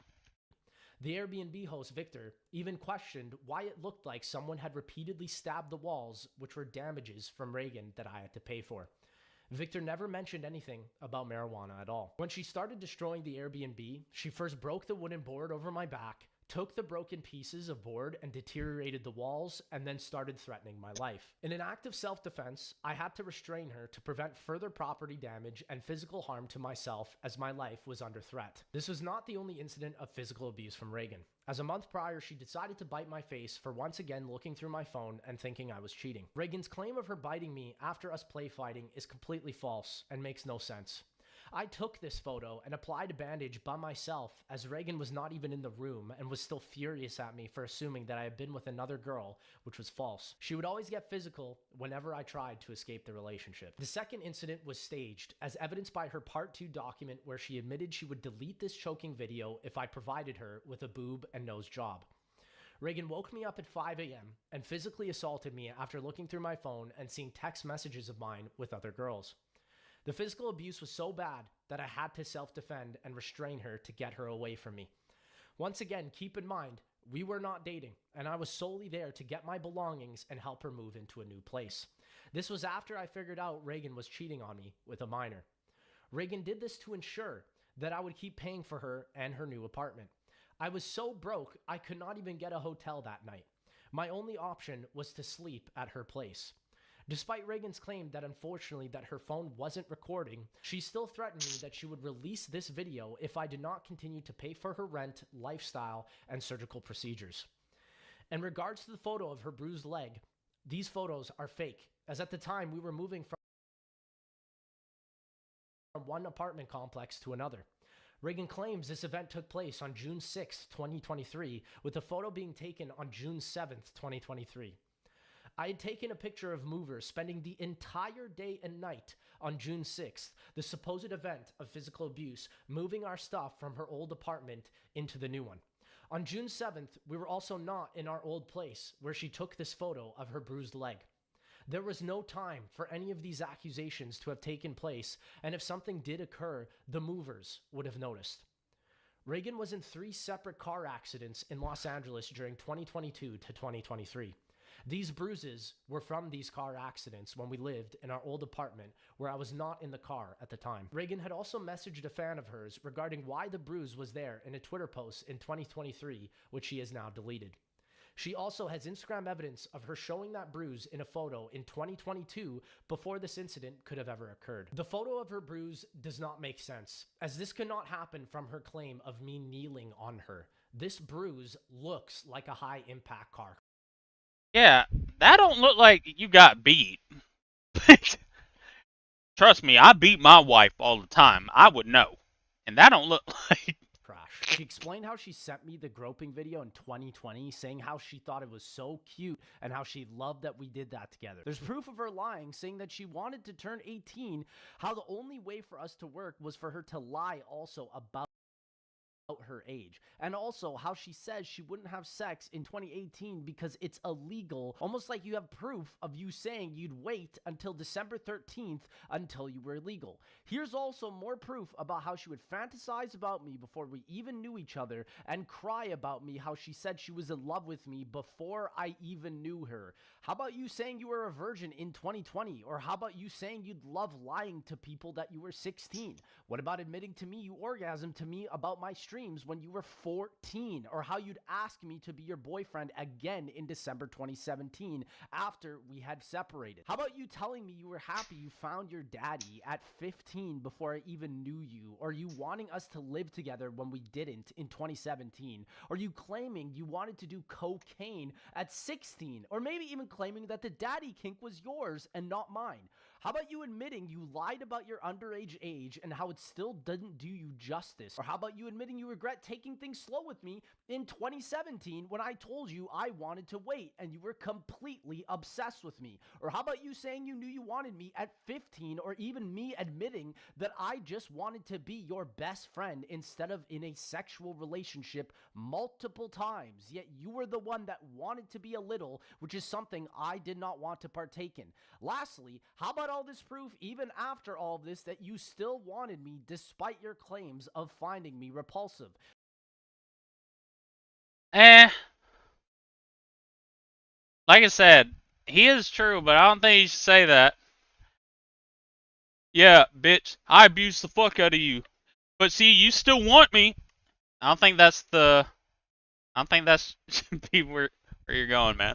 This woman has lied to the public so many times, I don't even know how to keep track of it anymore, and how you literally admit you'd flex my gifts on your Instagram because you love them and not because I use them to get a service out of you, or even how you admitted you wanted to invite your own friends who bought your drugs to my place. There is also a serious claim where I had raped my ex-girlfriend, Reagan. The statement made by her is completely inappropriate and false. I can absolutely, without a doubt, confirm that everything intimate we did together was consensual and of age. There is absolutely no real proof showing other. Wait, also as well. Wait. If they were on and off dating whenever she was younger, like when they were both underage, I don't really see that. Then that throws the whole he's a pedophile out the window. Didn't he say that they broke up in 2017 and she was 14? And I believe he's like 2 or 3 years older, so he'd be 7. That's still weird, but Otherwise. As well, in all the photos she took of us during this completely terrible time, it would not make sense as to why a supposed victim of rape would then take multiple photos and videos with their abuser being happy and smiling. Reagan also then proceeded to post these photos and videos on social media. I had told her that I did not want photos of us on my Instagram because I had felt we were too young at the time, which she got absolutely furious about. Reagan had a kink in regards to the word rape and had a tendency in throwing it around a lot. he raped me, but then he made love for 2 hours. What? I failed and developed, Which can be seen in her diary and multiple text I want that. messages. Reagan's accusation of grooming is once again utterly false. The only reason Reagan started calling me a groomer was when she started cheating on me with Lawrence. Reagan had told Lawrence that Lex was an adult and Reagan was a minor when we first met, which is also false. Lawrence used this information as an attempt to get her to expose me for financial gain. She had never once called me a groomer or a pedophile until she met Lawrence. She constantly used these fake ideas Lawrence gave her as a way to manipulate me when she did not get what she wanted. This is evident in Reagan's tweets, where she repeatedly posted how she wanted to share her story throughout the years after 2021 when Reagan and Lawrence met. While she was publicly hinting at exposing me, Reagan privately demanded money. Now send me 100. Literally about to start a fucking thread on Twitter. You're a parasite. Oh yeah, I remember seeing where she kept calling him a pay pig,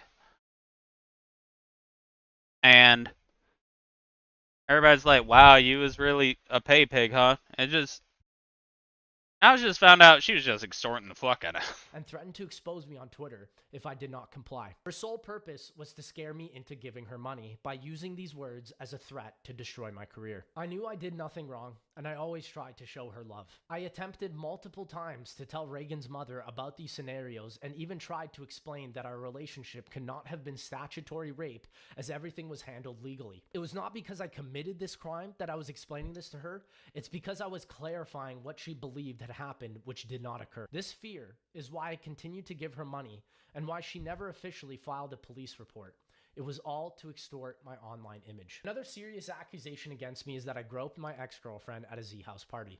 The video she cites as evidence is misleading, as we were already in a public consensual relationship, which can be seen in numerous social media posts where she is showing me off and bragging about how much she loves being in a relationship with me. Nobody at the Z-House ever witnessed any sexual abuse, as this simply did not occur. This includes the oral rape accusation that never happened. Reagan, who was coherent and filming these videos, was seen laughing and sticking her tongue out and recording these videos happily. She has provided no proof or documentation of any discomfort and then later asked when she could come and see me again. During the Z-House party, when my friends first met Reagan, she had asked me to lie about her age.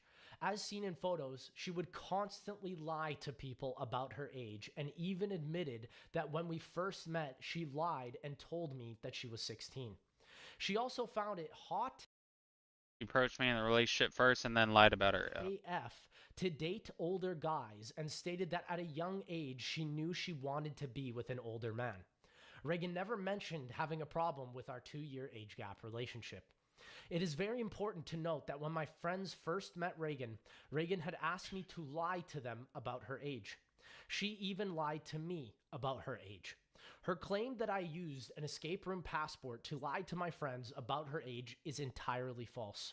She was the one who forged her own passport with her own fake ID, and I had told her to go outside and not participate in the escape room as it was 18 and over. Reagan decided to lie to join the escape room. Reagan had never used this to prove anyone about her age, contrary to her claims. Pat, or the Smith Plays, had stated in his response that I had been hiding why I went to my cousins, but this is not true. I did go to my cousins, but I also did see Reagan as well. Reagan also claims that I lured her in with gifts, which is entirely false. She was the one begging to come to the house and see me, as all her gifts were requests that I had purchased for her since we were in a relationship. See, this is another reason why I sympathize with Lex, because this is absolutely me. This would absolutely be me as a person. Because my way of showing love is gifts. Because I love giving gifts to people on. In Reagan's Google document, she lied about me forcing kinks onto her. Reagan requested to be called by these kinks. She fantasized about being a little and calling me daddy. Is anybody even here?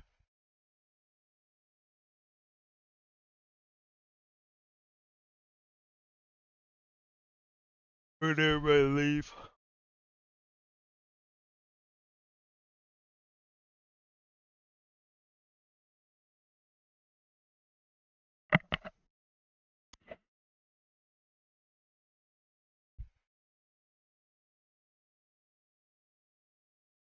Anybody here? Is Jack even here? Because if Jack left, I don't care about watching this video. I've already seen it. I was trying to show him the video.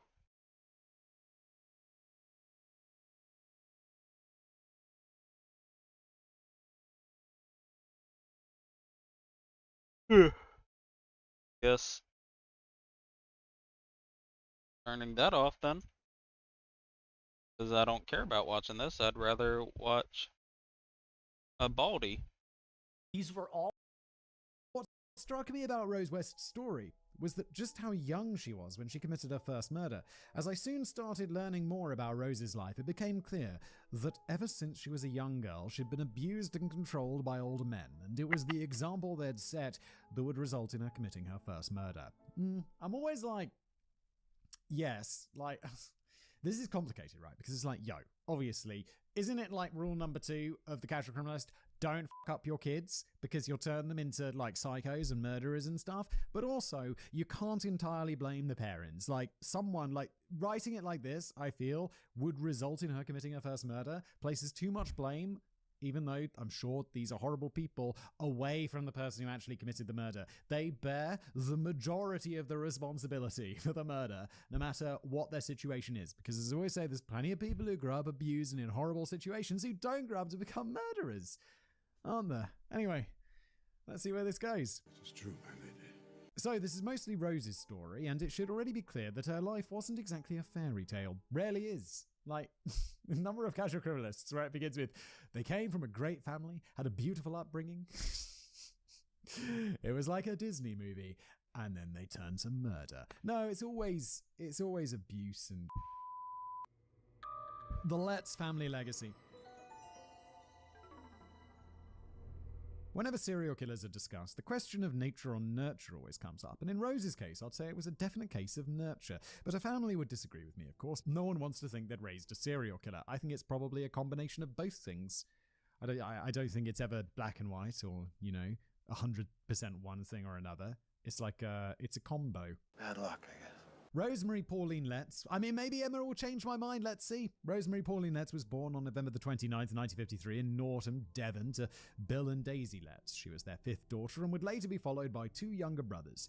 She had an olive complexion, shiny dark hair, and large dark eyes. She was also reportedly sweet and quiet as a baby and didn't give her mother that much trouble. But later, her older sibling would say that there had always been something off about the sister they'd nicknamed Dozy Rosie. She liked to stare, unseeing at things, would rock herself to sleep, headbanged like she was constantly listening to music, and when she was left alone in a pram, her constant rocking movements would move the pram over the floor if the brakes hadn't been put on. To be fair to Rose, this isn't abnormal behavior for a baby. Most new parents would...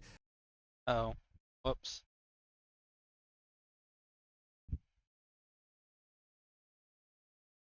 Forgot.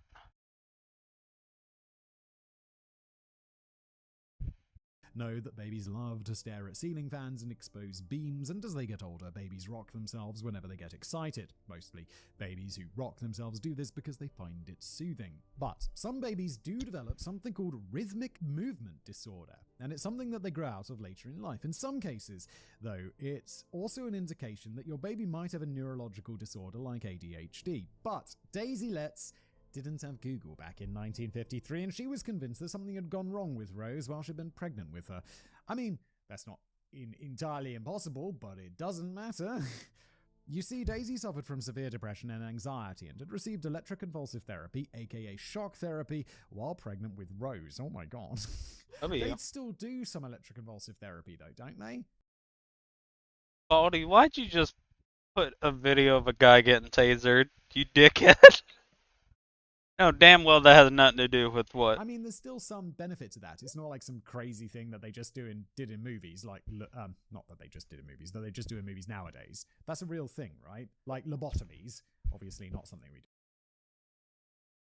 See, that's why all the Kennedys are fucked up. It's because they did lobotomy on the fucking daughter. Today, like that was like quack science from the past. But I think the electroconvulsive thing's still a thing. But doing it while you're pregnant, that seems a bit much, doesn't it? Although I'm sure if they were doing... No, I'm not sure. I feel like if they were doing it today, they'd be like, are you pregnant? And you'd be like, yes. They'd be like, okay, well, this is safe. Or it's not safe, so we won't do it. Later should argue that the shock therapy had caused Rose to sustain prenatal development issues and blamed it for how her daughter turned out. After all, the fact that Rose turned out to be a sadistic serial killer wasn't her fault. All her other children turned out to be fine. To be fair, any developmental issues that Rose had sustained during her childhood weren't her mother's fault. Instead, in my humble opinion, all the blame can be laid squarely at the feet of Bill Letts. William Andrew Bill Letts was a sadist and a diagnosed paranoid schizophrenic who wanted his wife to keep their home spotless. If she didn't, he beat her and all the children. And as a result, Daisy cleaned as if her life depended on it. But Bill enjoyed inflicting pain on his wife and children, and he'd often toss the children's food on the floor and pour boiling water over his wife to teach her a lesson. Years later, one of the neighbors would tell journalist Howard Soanes that the family had a terrible life with Bill. He was a very violent and cruel man. He would beat his wife all the time and make a mess in the house so that Daisy and the children would have to clear it up. Daisy's mental health suffered because of the constant abuse, which had resulted in her developing depression and anxiety, and later she'd add OCD to the list, believing that if the moon was full, she had to be extra careful because that is when Bill was at his worst. He's like a werewolf or something. The Letts children weren't allowed to play outside or have friends over because a paranoid Bill would be convinced that they'd start talking about his family if they saw his children. Not that it stopped the neighbours from hearing the shouts and screams coming from the Letts house and calling the police, but nothing ever changed. The police would arrive, the older girls would be sent to a children's home for a while, and Bill would continue to assault the remainder of his family. Except for Rose. In her book, Rose He's West, getting The in Making of a boxing Monster, training. What's wrong with that? criminologist Jane Carter Woodrow would explain that Rose seemed to have learned at a young age how to amuse and charm her violent father to survive living with him, and she soon became his favourite. Her older brother Andrew explained that Rose was very clever as a young child in learning how to manipulate Dad. He felt sorry for her and would let her off. Sounds like she's like I don't want to necessarily associate just manipulation with serial killers, but it does seem like it would fit together, right? Like that masterful manipulation stuff. There's mind control. When she turned 11, Bill Letts became very protective of his beautiful, dark-haired and youngest daughter, but Jane Woodrow theorized. What did I do?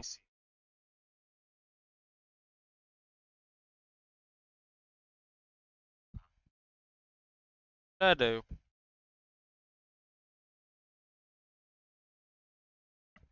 I was trying to show that bitch Jack the video, and then this retard leaves. It's like, dog, I've already seen this video. Why the fuck would I want to watch it again? And you've seen it too. That boy just pissed me off. There was a much darker issue at play here. Bill had started grooming Rose. By the time she was 11, she'd learned how to please him sexually, and by the time she was 14, she'd taken her mother's place in her father's bed. In return, she wasn't beaten like the rest of her siblings and lived a relatively happy life under the protection of her mentally ill father. Is there any evidence for that, or are you just theorizing? Because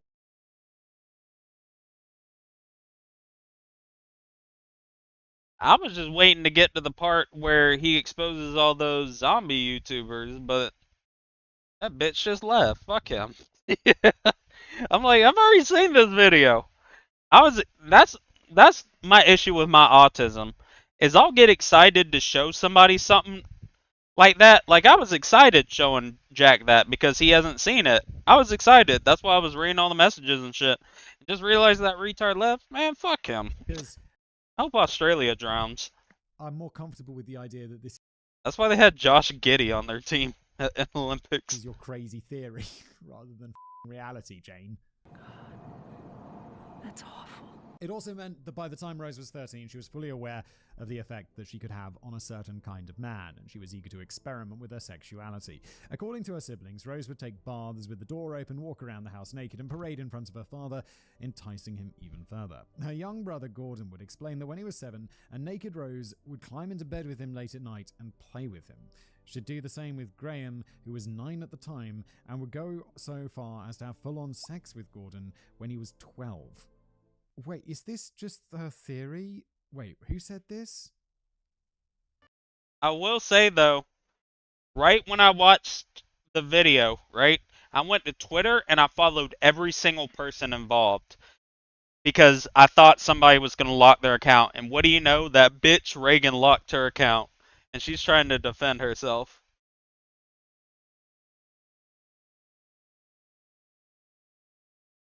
A few moments later. Yeah, no, the younger brother says this. Oh my god, that's so fucked up. Jesus. The two younger boys saw their older sister as their protector. Yeah, she on Twitter. What? Let me see what she said specifically. So first off, her part 2 Google Doc got community noted and said the allegation has been dunked by Mr. Lexify. And she said, this community note is so disheartening. These allegations have not been debunked by Lex. Lex went on his YouTube video and lied so much about me. Dog. I'ma just stop there.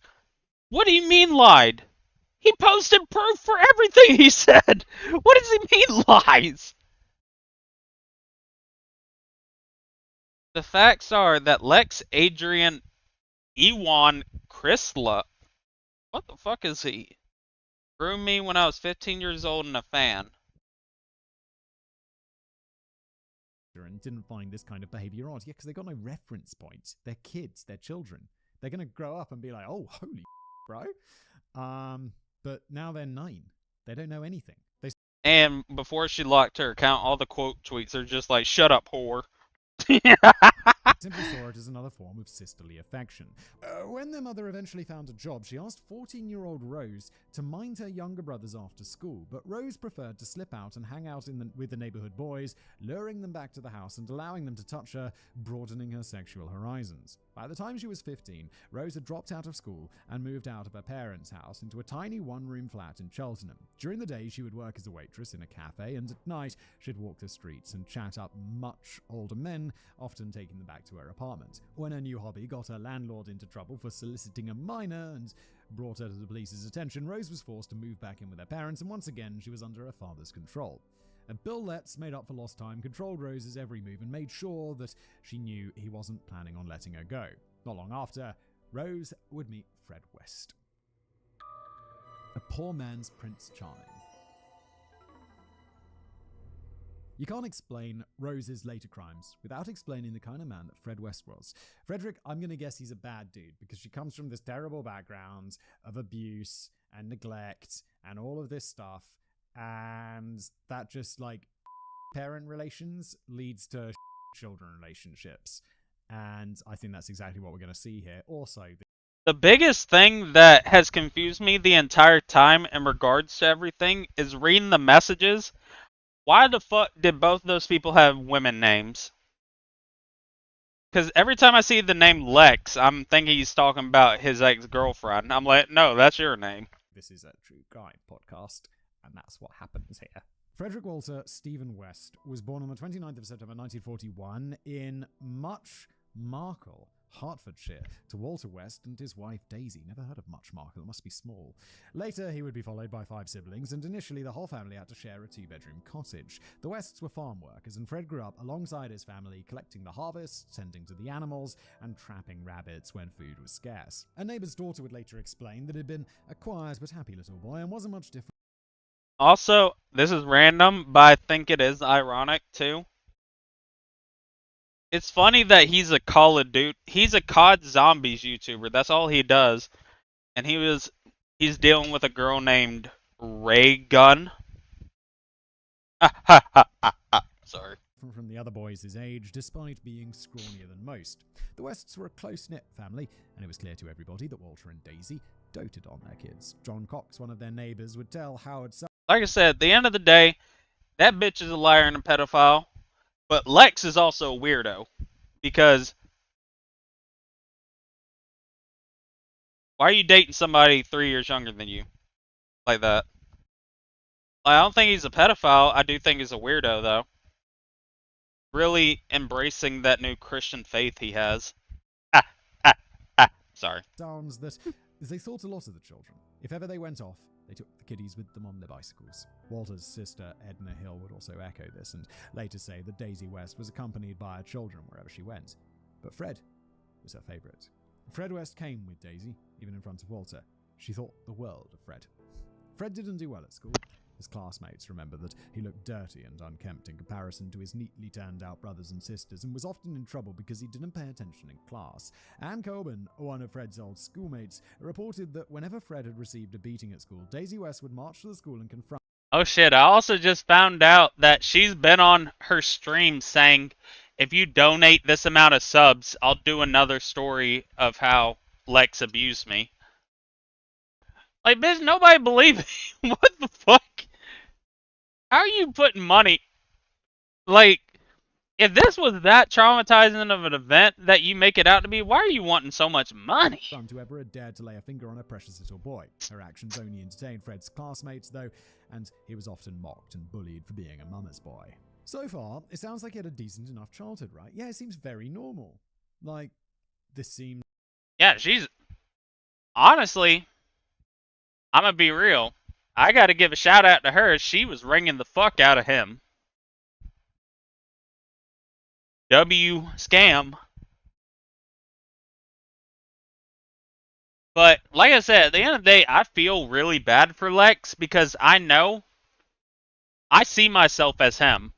I would be in that same exact situation. There's been, like, literally what I was talking about with that girl that lied about her age to me earlier. The reason she blocked me after I gave her $1,500, cause like 1,000 and such was for like helping get the quote unquote apartment together, and then I also gave her $500 to go to for a plane ticket to go to Arizona to visit a dying family member. And then after that, she blocked me. I'm like, what? It's like, I don't know, someone That's when I quit trusting anyone, by the way. grown up in the past, to be honest, but like relatively normal. Well, you'd be wrong. Just like Rose, Fred had also been sexualized from a young age, from the time he was a baby. Daisy West would insist that her favorite son should sleep in her bed, and when he got older, she would touch and stroke the young boy. By the time he hit puberty, she would have sex with him, and as far as Fred was concerned, this was normal behavior. Yeah, again, because he's a child. It's like, is this normal, Mum? Yes, dear. This is normal. It's f***ed up. Walter West did his best to educate his son about sex, and he would take young Fred along when he assaulted young girls in the open field surrounding their house. What the f***? He'd also teach his son the basics of bestiality, and reportedly told him that he could do whatever he wished as long as he didn't get caught. But Walter West didn't stop at having sex with local farm girls and the animals he was supposed to be looking after. Huh? He also saw it as his right to break his girls in. And because Fred grew up seeing how his father openly molested his younger sisters, he would firmly believe that it was completely natural to molest your children and that, quote, everybody did it. Saying it like it's a new popular fad. Yo, it's the new hot thing, molesting your kids. Everybody's doing it, so it's clearly okay. Well, if everybody does it, that's okay. I mean, clearly. Wait, I get it when you're a kid and you're like, you know, these guys, it's like they don't have a reference point. They're just innocent children. And then it's like, but at some point you'll be like, oh, wait, like you get a different reference point. This is really up. Jesus. He dropped out of school when he was 14 and was mostly illiterate. But he had shown an aptitude for practical work and was skilled at drawing. For the next 6 years, Fred would work alongside his father and younger brother John, earning a meager income as a farmhand. One of the men who'd known the young Fred would later say that he'd thought at the time that dim old Fred would be walking behind a cow with a stick for the rest of his life.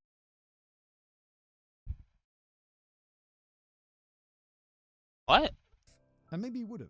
But as he got older, Fred became a ladies' man.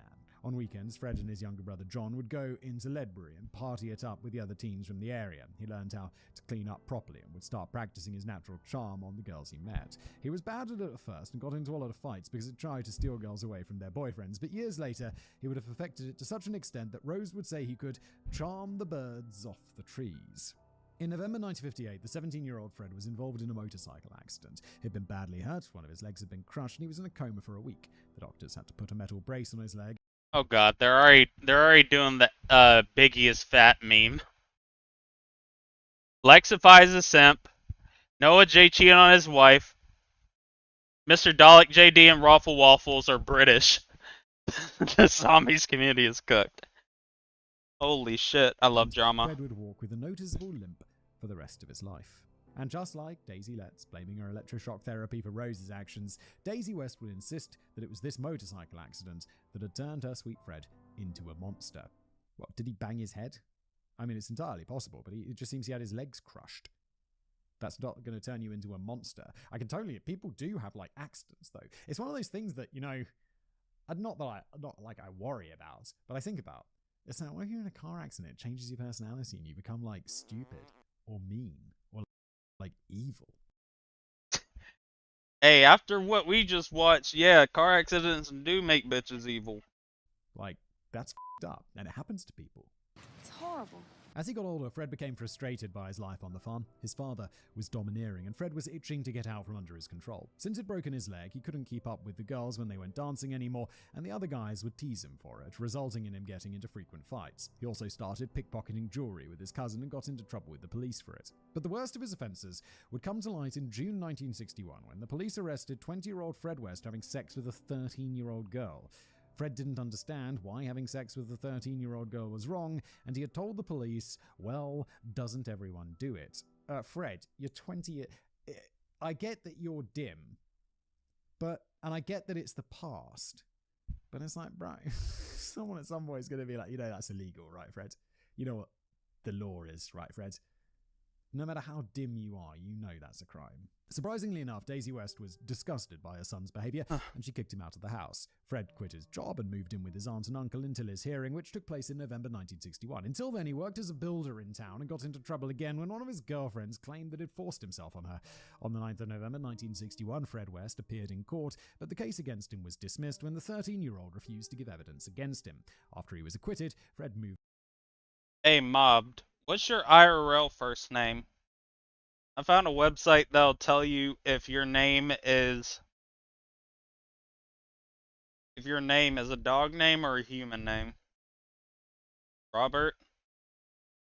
It's gonna say dog over some stupid shit, and it's gonna be funny. Damn it! Never mind. In a stadium of 100,000 people, 5 dogs and 1,341 people would be named Robert. I did in my name, and apparently it's down the middle. 18 dogs would be named Chandler, and 12 humans would be named Chandler. Who the fuck names their dog Chandler? That's a retarded dog name.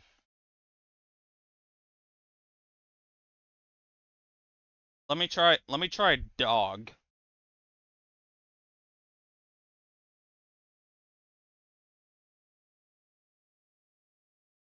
Moved back in with his parents and continued working manual jobs in town. What? He had sex, and let's just call that. We can't use the R word because my videos keep getting demonetized when I do, but you know what I mean. Why does she need to testify? Like, don't they have a statement from her originally? I feel like he should go to prison. Definitely, for a long time. He gets acquitted just because she won't testify? Can we not do some other evidence or something, please? In September 1962, one of Fred's ex-girlfriends moved back into town. She was a Scottish girl called Catherine Costello, but went by the name Rena. She was 18 at the time, and she and the 21-year-old Fred quickly got back together. Rena had already had a hard life herself. She came from a poor family and had been arrested for petty theft when she was just 11. She had been working as a sex worker in Glasgow from the age of 16 and had just spent 17 months in a borstal school, a kind of youth detention centre. Yeah, we used to call them borstals when I was a kid. I thought it became like non-PC or something. It was definitely my parents would joke, we'll send you to the borstal. And I was like, no. I mean, I knew it was a joke. They did actually threaten to send me to a borstal. But, like, it's like young persons offenders inst. Yeah, it is offensive. Why would you ever want to mention Barstool? Fuck that cracker website. Just you or whatever, where you send the naughty kids. And was pregnant with a mixed-race baby when the time she moved back to Ledbury. Uh-oh. Because what's his face? Fred is... I'm assuming white, and so she. Uh-oh. Fred married the pregnant Rena on the 17th of November 1962, and the couple moved to Coatbridge in Scotland, where Fred found work driving an ice cream van. Rena's eldest daughter, Charmaine Carol May West, was born there on the 22nd of March 1963. Because the baby was obviously part Asian, the couple told Fred's parents that she'd been adopted. A year later, the couple went on to have another daughter called Anna Marie Kathleen Daisy West, who also was born in... They must be Mexican or something. Why do you have so many names? July 1964. Fred's just like, oh, okay. Rena's life with Fred was hell. He would demand sex from Rena at all hours of the day, whether she was willing or not. According to Rena's family, she would often be bruised from the beatings she had suffered, as well as the rough sex that Fred demanded of her. Allegedly, it also urged her to start walking the streets again, and would later proudly explain that he was her pimp. It's pretty f***ed up. This episode is really f***ed up. Jesus. According to a friend of Rena's, John McLaughlin, Fred doted on Anna Marie, but would scold and beat the 2-year-old Charmaine whenever he got the opportunity. According to John, he'd once witnessed Charmaine asking Fred for some ice cream, but instead of giving her some, Fred inexplicably slapped the little girl. Quote, any ordinary man would have given the child some ice cream, but instead he smashed her around the head with his hand. He was a violent and sadistic bastard who enjoyed beating up women and kids. Yeah, I'd say violent and sadistic boss is a really good way of putting it. Unnamed neighbor? No, friend. John McLaughlin? Something like that. Well said. On the 4th of November 1965, Fred and his family were living in Glasgow when he accidentally ran over a little boy with his ice cream van. The police found that Fred hadn't any intention to kill the boy, so he was let go with any charges. But the neighbours resented Fred for causing the little boy's death, so Fred decided to move back to Muchmarkle. It was just a total accident then? Surely there should be some sort of punishment for. I guess if it's a total accident and it's not your fault, then obviously you shouldn't get into trouble. But you killed someone. Oh my god. Yeah, I'm thinking of a story I know that I'm not going to tell. Related to that, which is really intense. Woof. Okay.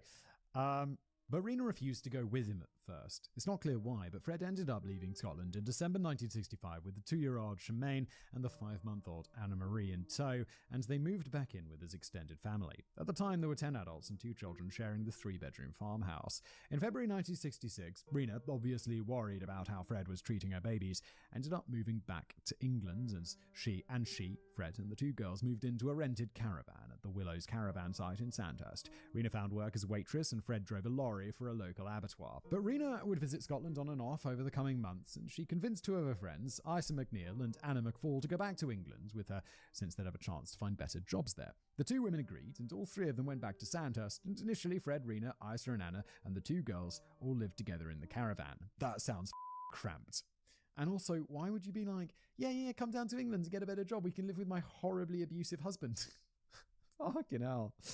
But as you can imagine, it wasn't exactly a happy arrangement, and Isa and Anna often witnessed Fred beating Rena whenever he lost his temper with her. Together, the 3 girls called John McLaughlin, Rena's friend, and asked him to come and get them. But Anna had grown inexplicably close with Fred, and she told him about the escape plan. So when John arrived at the caravan park, Fred was waiting for him, and according to John, everyone screamed and bawled at each other. Rena ran into the bedroom, and Fred followed, and I heard him at it again, giving her a couple of slaps. How the did she become close? So it's like, come down and live with my abusive husband, who you'll actually end up rather liking, Anna. Like, what the Oh, he's super charming, right?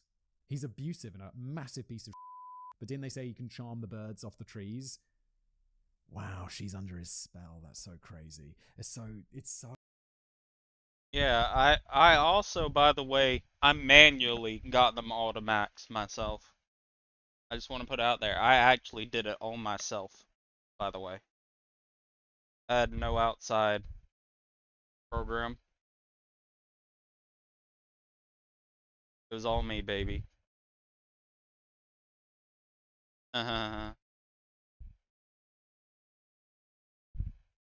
Finally got my Robux on my other.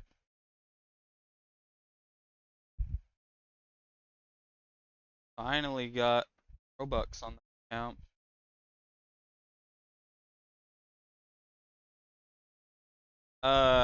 They're about to all have all game passes now.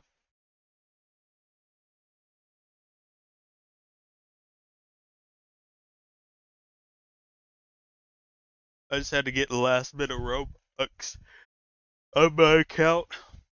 I don't know why I'm buying the double stars thing, but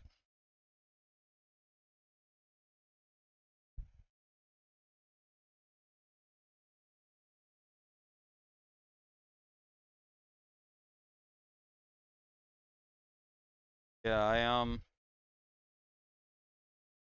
every single one has all game passes. The only ones that these 3 accounts don't have is they don't have the upgraded shit for daycare. Because until they actually do something like in the game that allows you to have a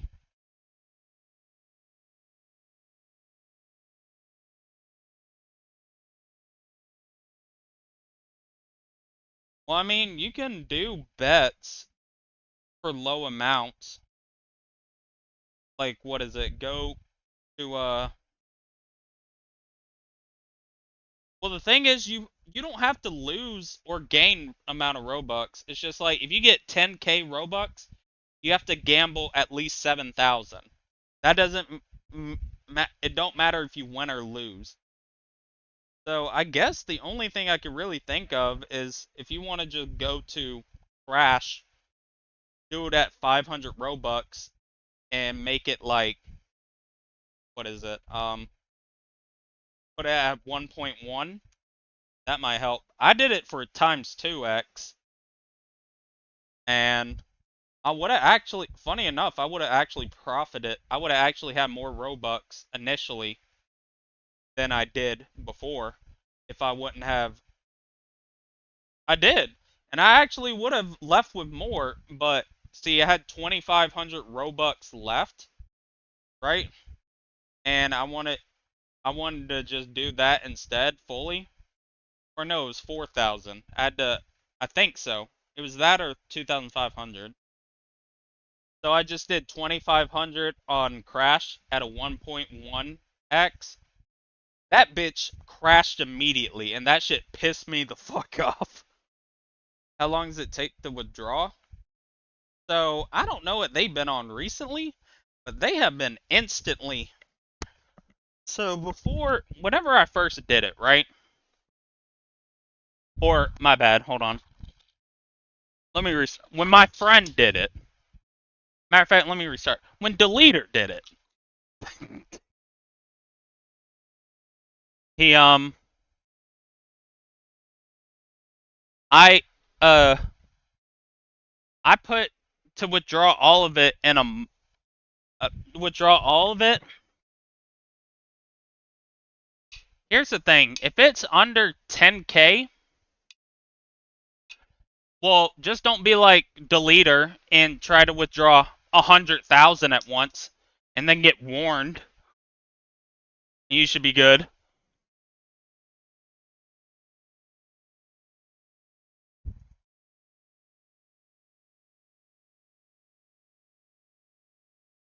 Because I can tell you, what is it? Like, this account up here, I just received 4,700 all at once. So you can get decent amounts. And, I don't know what they did recently, but whenever you withdraw shit now, because whenever Deleter first initially did it, he had 17, or he had 19,000. He tried to withdraw all at once, and after a month, he only got 4,000. Right? And then they did an update to the site, and then he would just do 7,000. If you do under 10,000 per time, you get it faster. And so I remember I did it under. I think the leader sent me Robux on this account in or whatever. And it was what is it? It was, what the fuck was it? It was I think it was like 8 or 7,000.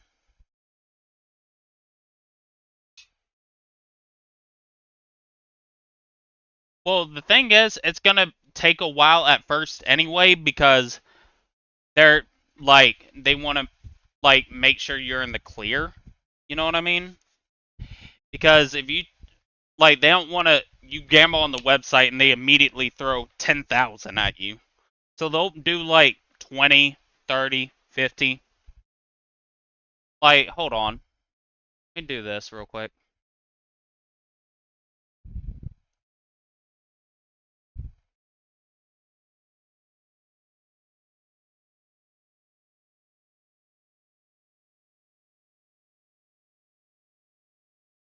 They'll do some shit like this. Where is it at?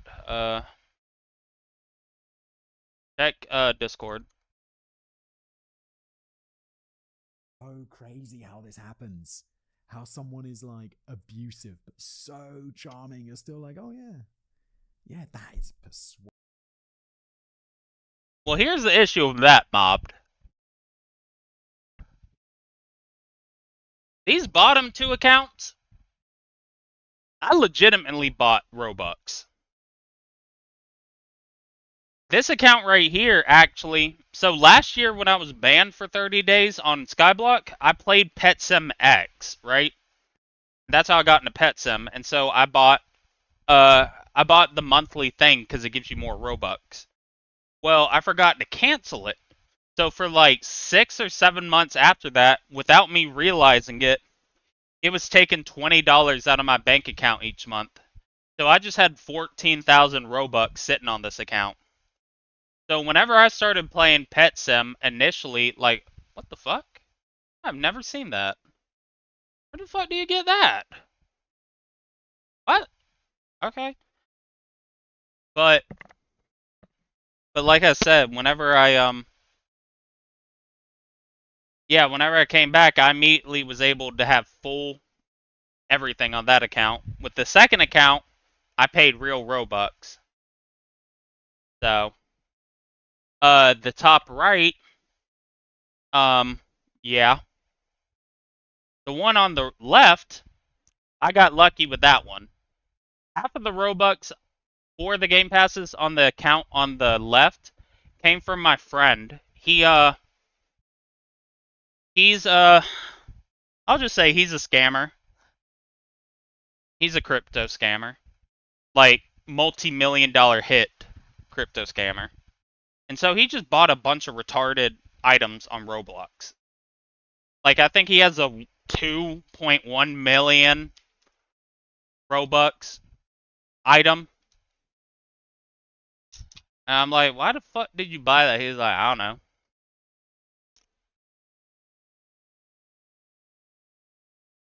And so I told him, yo, let me get a couple of those items. So he gave me 2 items worth like 8,000 Robux. And then the other half, deleter. Yes, a retard. Stupid ass. Ugly. Cause how the fuck are you gonna get... How am I autistic cause you're retarded? Do I have to put in my account details for the account I want Roblox in? Or will they just know? No, you stupid motherfucker. Yeah. I thought I was the gay retard.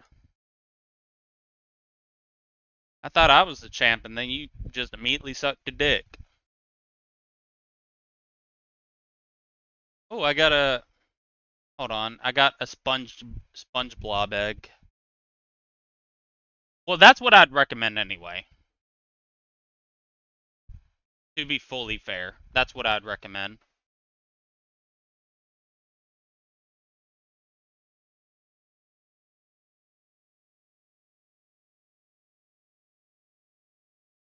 Shut up, deleter.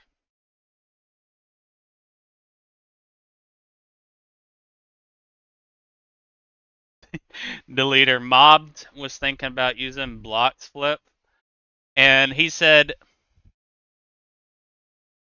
ask the leader. He knows more about blocks flip. But he's like, will I get banned? Like, what amount would I get banned for in trouble with? I'm like, just don't do 100,000 at once like the leader. Fucking stupid ass.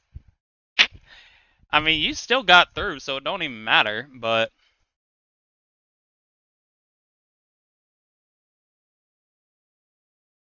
Oh, what? Whoops. I was telling him just to do, what is it?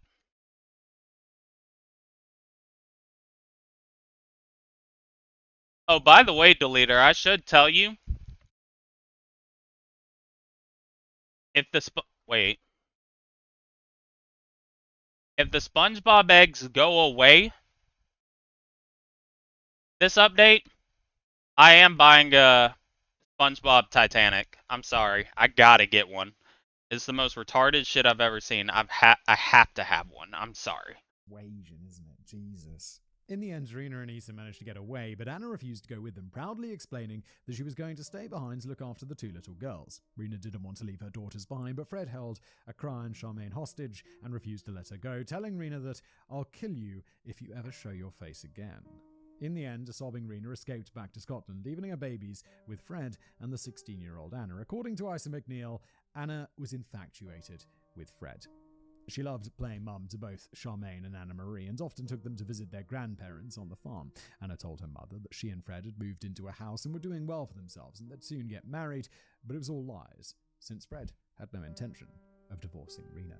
Rena was jealous of the relationship between Fred and Anna, and when she came to visit her children in October 1966, she stole some of Anna's belongings out of spite and took the children with her. Fred reported the theft to the police and Rena was arrested. A police constable called Hazel Savage was sent to collect Rena from Glasgow, and Rena spent the entire trip back to England telling PC Savage about the abusive piece of that was Fred West, and told the other women that she was worried about the two little girls growing up under his care. Fred, on his part, fulfilled the role of remorseful, cheating husband when he testified in court on Rena's behalf, telling the judge Build the role?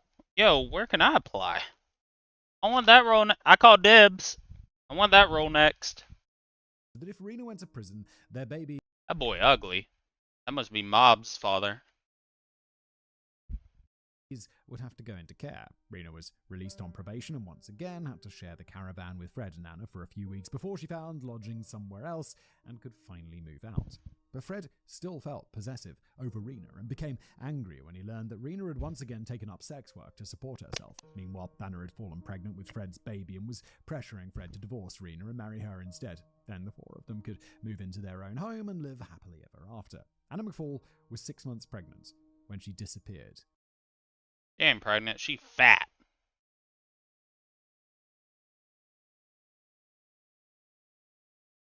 In July 1967. She would never be reported missing, but in June 1994, her body would be found in a cornfield outside of Muchmarkel alongside the mutilated body of Rena West. That's like 25 years later. 28 years later. We got a gap to fill in. Mrs. West. In 1969, Rose was working at a tea and cake shop in Cheltenham and would take the bus into town. In the evening, she'd take leftover cream cakes and bread home to her family in Bishop's Cleeve, and Daisy Letts would later explain how proud they'd been of her for finally making something of herself. The 15-year-old was a beauty with her long dark hair, olive skin, and big dark eyes. She preferred to wear skirts and white ankle socks with lace tops, had childlike mannerisms, and came across as innocent. Of course, the precocious teenager was anything but. One evening, Rose was waiting at the bus stop in Cheltenham when she was approached by a smiling man who introduced himself as Fred West. He had curly hair, smiling blue eyes, wore a shabby suit and walked with a limp. He had a gap between his two front teeth, and later Rose explained that his teeth were all ganky and green. At first, Rose thought he was homeless, and when he started talking to her in a thick country accent, she ignored him. But soon his jokes made her smile, and they travelled together on the bus, and he told her tales about all the adventures he'd had while he sailed around the world, and all the money he had had, and complained that his wife left him, leaving him to care for his two little girls. Over the course of the next few weeks, the 28-year-old Fred West would start courting Rose by sending gifts to the cafe that she was working at, and showing up after her shift to take her out for a drink at the local pub. Eventually, she'd agree to meet the 6-year-old Charmaine and the 5-year-old Anna Marie, and soon Rose would start sleeping with Fred, explaining in a letter to a pen pal that, quote, "I started to believe that Fred was my way out of the oppression that my parents had kept me under for so long." That summer, Fred would hand his little girls over to a neighbour in the evenings, and then he and Rose would spend time together in the caravan. Rose quit her job at the cafe so that she could babysit the girls while Fred was at work, and Fred would give her money to present to her parents, helping her keep up the ruse that she was still working in Cheltenham. That September, Rose introduced Fred to her parents as her boyfriend, and her father, Bill, was disgusted by the dirty, sloppy Fred, calling him a grubby, lying little tramp, and told Rose that she wasn't allowed to see the filthy gypsy again. But Rose ignored her father's orders and started spending more time at Fred's caravan, where she filled the role of little housewife by cleaning the caravan, looking after the girls, cooking dinner for the family, and meeting Fred with a smile when he returned home from work in the evenings. According to criminologist Jane Woodrow's book, Rose West: The Making of a Monster, Rose had admitted to having been jealous of Fred's past relationships. Despite knowing that Fred was still legally married to Rena, she was determined to ensure that Fred understood that he was hers, even if it meant outdoing Rena in every way possible. Fred soon realized this and used Rena to manipulate Rose, telling her things like, "Rena and I used to do this," to encourage Rose to go along with his sexual fantasies, grooming the 15. I forgot how young she was. What is that gif? grooming the 15-year-old Rose even further until she became the perfect match for him. He told Rose that Rena had been a sex worker and that he'd been a pimp, and convinced Rose to take up sex work again. He encouraged her to meet the clients at the caravan and went so far as to personally advertise her services around town. He would then spy on Rose when she had clients over, and he became aroused at the sight of the 15-year-old servicing much older clients in his bed. But then Bill Letts heard that his daughter was working out of Fred's caravan, and he called social services on the couple. Good, you should call the police on the couple, to be honest. The police showed up, excellent, at the caravan park, and Rose was taken away to a care home in Cheltenham where, at least according to her family, she would be safe from Fred West's influence. But nothing could keep the two lovers apart. How this guy, we're in the shabby suit with the limp with the nasty teeth, is so charming the birds off the trees that he manages to get someone to do this? It's crazy. Hate that man. During the day, Rose would slip away to meet up with Fred. They wrote letters to each other and started dreaming about sharing a life. They decided that when Rose turned 16 and she was released from the care home, she'd move in with Fred and the two girls so they could finally start working on their own family of love. Early in 1970, the now 16-year-old Rose ran away from home to be with Fred. Bill Letts called the police on the couple, and when they found out that Rose was pregnant, social services took her and Fred's daughters into custody and placed Rose in a home for young mothers. Then Bill gave his daughter an ultimatum. My father told me I could stay home as long as I had an abortion and no boyfriends, or I was told I could go off with Fred West and never see my family again. So Rose took the second option. She left home, content to never see her family again, and she and Fred moved into another rented caravan together. They applied to have Fred's daughters released back into their care, and in May 1970 moved into a flat in Gloucester, referring to themselves as Mr. and Mrs. West. Fred Call your bank.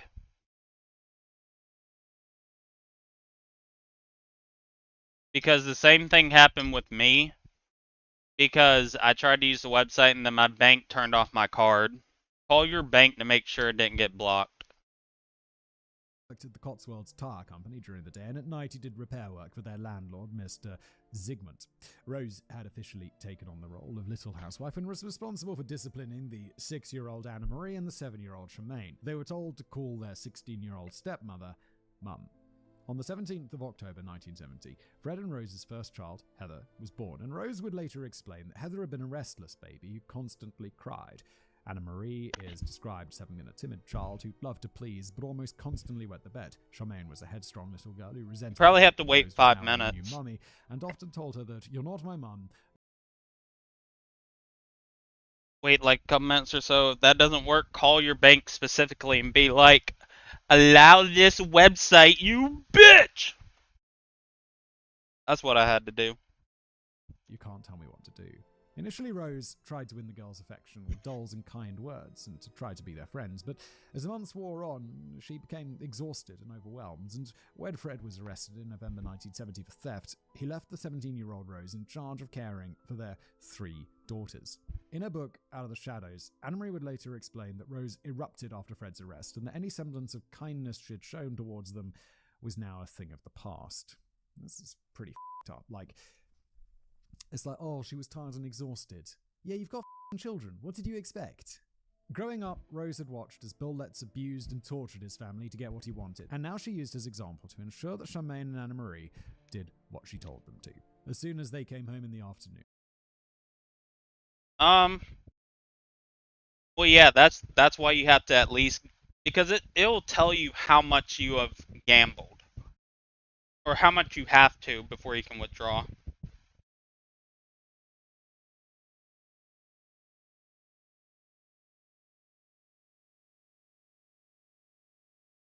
Like I said, I specifically did crash.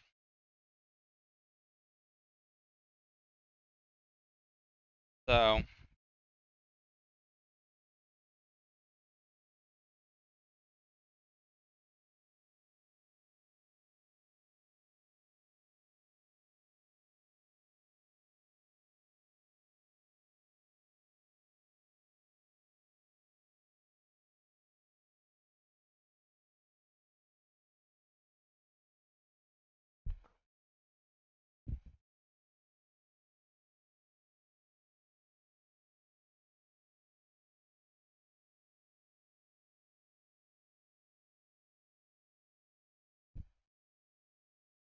Why the fuck is... Wait, timeout. Why is breakdancing an Olympic sport? And why the fuck is there an Australian breakdancer with the first name Ray Gun? Like the actual gun? Ray Gun?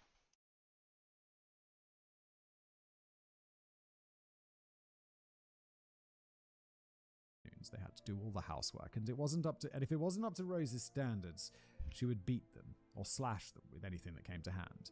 Shoes, hairbrushes, broomsticks, buckle belts, knives. If that displeased her in any way, she'd tie their hands behind their backs and have them stand on the kitchen chair before starting to beat them, or she'd strip them naked, tie them to their beds, stuff their mouths with ripped sheets, and lash at their legs with a belt if they made a sound.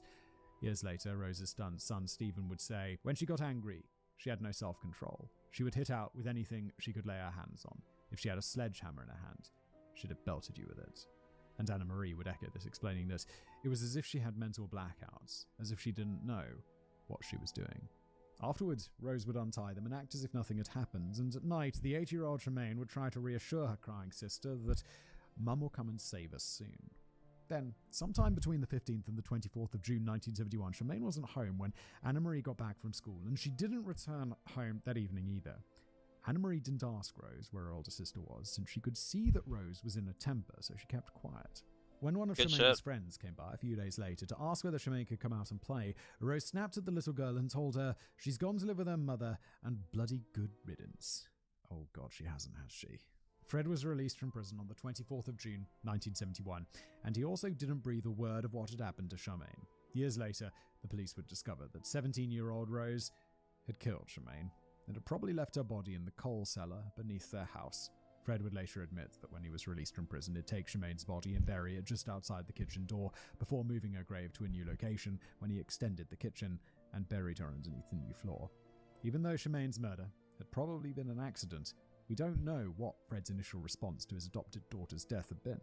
We do know that soon after his release, Rose took Heather and ran back to her parents' house for a day or two before Fred convinced her to move back in with him. We also know that a concerned Rena showed up at Fred's family home just 2 months later and asked the Wests whether they'd... I mean, you have to do 70% of it.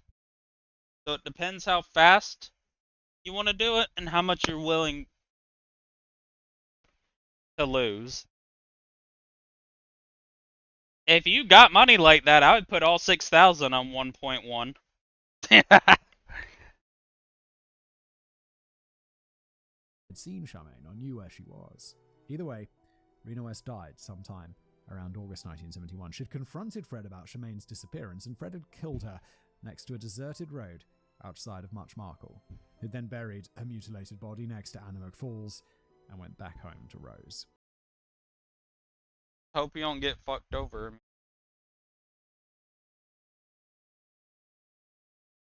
On the 29th of January 1972, Rose and West went to the registry office in Gloucester, and Rose officially became the new Mrs. West. How? They didn't get divorced? How do they know she's been killed? To them, she just disappeared. He's not like, oh yeah, I killed her, so we're not together anymore, let's get married. What the f***?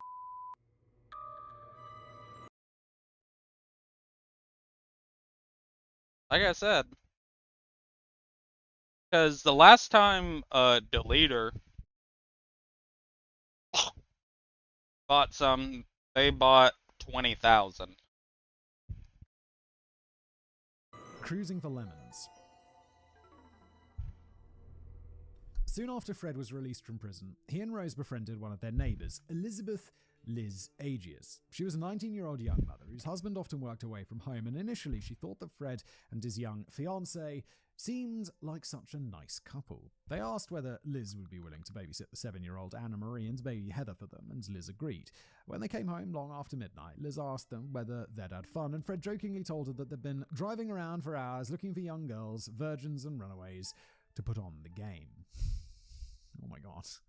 It's like, weird joke, old man. This is weird. I'm loving Kevin Durant just shitting on people on Twitter today.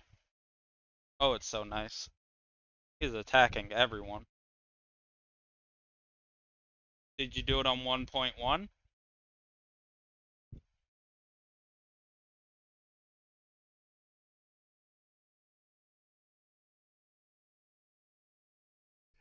It's also not a joke. That's so funny.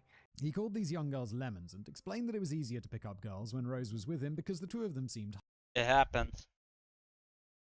Like I said, remember, you're gambling.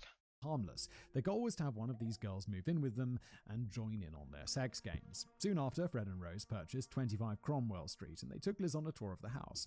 The two upper floors would later be turned into one-room flats and the family would live on the ground floor. But Fred's favourite feature of the house was the cellar, and he jokingly told Liz that he had grand plans for it. Quote, "I could soundproof it and use it as my torture chamber." It's so f***ed up because it's probably what he's going to do, isn't it? Would you kill him, please? In September 1972, 16-year-old Caroline Owens was on her way home when the car pulled up beside her. She relaxed when she saw Rose in the car and was relieved when Rose explained that they could give her a lift home.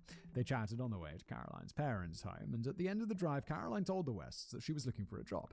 Fred and Rose smiled at Caroline and told her that we need a nanny to look after our daughters. The next day, they showed up at Caroline's parents' home with Heather and baby May in tow and made their offer to Caroline and her parents, offering to pay her £8 a week to look after their 3 daughters. Caroline's parents were skeptical at first, but agreed, and the next day, Caroline moved into 25 Cromwell Street. Later, Caroline would explain that life at 25 Cromwell Street was nothing like she'd ever seen. The Wests lived on the ground. Because no matter how much you actually get out of it, it's going to be way less than actually buying it. Floor, and the family would eat dinner and watch TV like any normal family. But the top floor of the house was a different story. There were wild parties, sex orgies, the tenants openly used drugs, and Fred and Rose would often join in the party alongside their tenants, hosting sex parties of their own. Caroline herself joined in on the parties and used to bring her boyfriends along as well. Caroline shared a room with Anna Marie and soon realized that the 9-year-old was frightened of her parents. It didn't take her long to realize that the 18-year-old Rose was doing sex work out of her spare bedroom on the ground floor, and before long Rose started trying to convince Caroline to join in with their sex games and turn their twosome into a threesome. When she refused, Fred threatened to tell her parents and that she'd joined in on the orgies that she hosted and told her that they won't want anything to do with you anymore, will they? During this confrontation, Caroline started crying and Rose West was left to comfort her. According to Caroline, Rose had told her That's Roblox. Beast. That isn't the website. That's Roblox.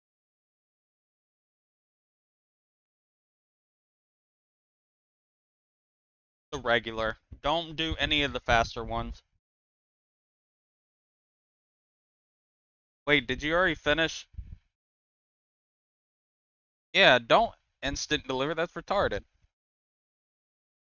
Yeah, see, yeah, standard. Just do standard because how much are you? Oh, wait, you're already done?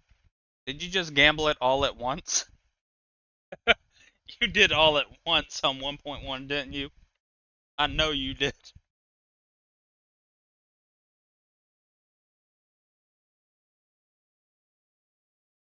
And you ended up with 5.6? That's not bad.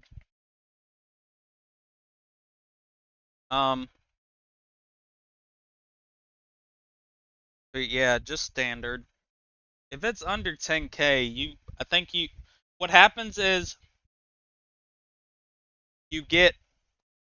it'll go to your Roblox account to be pending, and then after about 6-7 days, it'll actually be in your Roblox account. So you gotta wait for the website to fully send it, and then you gotta wait for Roblox to actually give it to you. So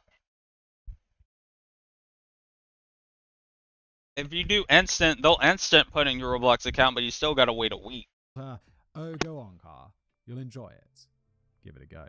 But as soon as Rose left the room, Caroline grabbed her things and ran away from 25 Cromwell Street. But the Wests weren't willing to let her go that easily.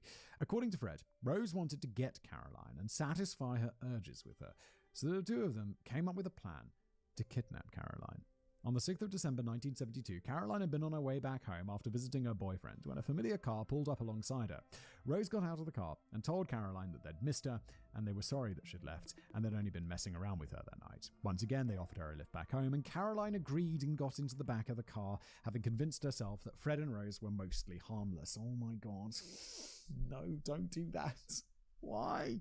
Rose joined Caroline in the back seat, and soon after the car had started moving, started stroking up and down on Caroline's legs. Caroline pushed her away, but Fred encouraged Rose from the front seat, and Rose continued to molest Caroline, who struggled to fight her off. Eventually, Fred pulled over at a secluded spot and punched Caroline until she lost consciousness. Together, they tied her up, covered her mouth with brown packing tape, and took her back to 25 Cromwell Street. There, they offered her tea and asked her whether she'd be willing to work for them again, since Rose was once again pregnant. What the f*** are you thinking? You just beat her unconscious and kidnapped her. You want a job? What the f***? But when Caroline refused, they stuffed her mouth with cotton wool and started assaulting her, telling her that it was for her own good. Afterwards, Rose calmly washed the blood away from Caroline's body, and Caroline would explain that Rose was a sadistic, demonic, sex-crazed beast the 1 minute and a Gloucester housewife the next. The next morning, Fred would assault Caroline on his own and tell her that Rose had insisted they take her because when Rose is pregnant, she gets these lesbian urges, and she wanted you. Then Fred told Caroline that if she... Why are all Republicans on Twitter saying their name, their age, and that in 88 days I will be voting for Donald Trump and JD Vance, who's with me? Why are they doing this on 88 days specifically? Why they do it for 88? Hey, yo Republicans, why y'all do it for 88?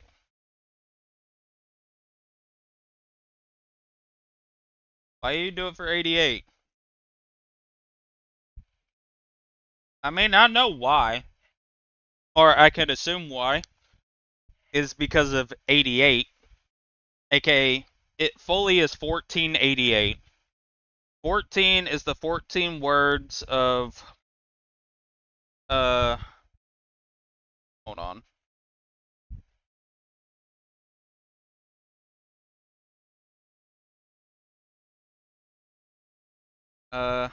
So 14 is the 14 words, which is we must secure the existence of our people and a future for white children. And 88th means Hail Hitler. So I don't know why the fuck they all decided it was a good idea to to do it on the 88th day. But agreed to stay with them and didn't make a sound and didn't tell Rose that he had assaulted her and let her go. Terrified, Caroline agreed, and Fred untied her and left the room to tell Rose the happy news. For the rest of the day, the couple acted like nothing had happened, and they were simply happy to have Caroline back. Caroline helped Rose clean the... yeah. You ain't know. I know a lot of dog whistles when it comes to Nazis and that type of stuff. Because I've seen it so much online that I've begun to notice and know. So yeah, if you ever see people with like 1488 in their profile, or even just 88 in general, and they don't look like they're 40, it probably means that. The reason 88 means that is because 8 is the eighth letter in the H is the eighth letter in the alphabet, so HH. Yeah, a lot of Nazis and white supremacists use that. The house, vacuum the living room, and Rosie... I just don't know why the fuck did they all decide to do it on the 88th day. They have to know what they're doing. If not, they're the dumbest group of people ever.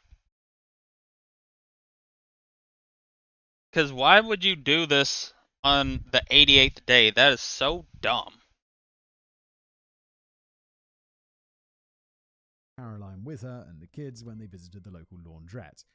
I really f***ing hope that Caroline's just playing along, and then there's a moment where she's like, "Police officer, over here, please, help me, help me." And that is when Caroline seized her chance, ran away, and told her mother what had happened to her. Excellent. Good. Good. You're so stupid. The people who like, oh yeah, no, she trusts us. She trusts us. She's basically forgotten that we beat her unconscious and kidnapped her. Come on. That afternoon, the police showed up at 25 Cromwell Street and confronted Rose with Caroline's story.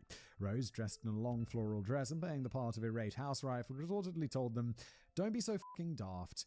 What do you think I am?" When they asked to search the car in their house, she agreed. Obviously, she didn't know enough about police procedures to ask them whether they had a warrant. Also,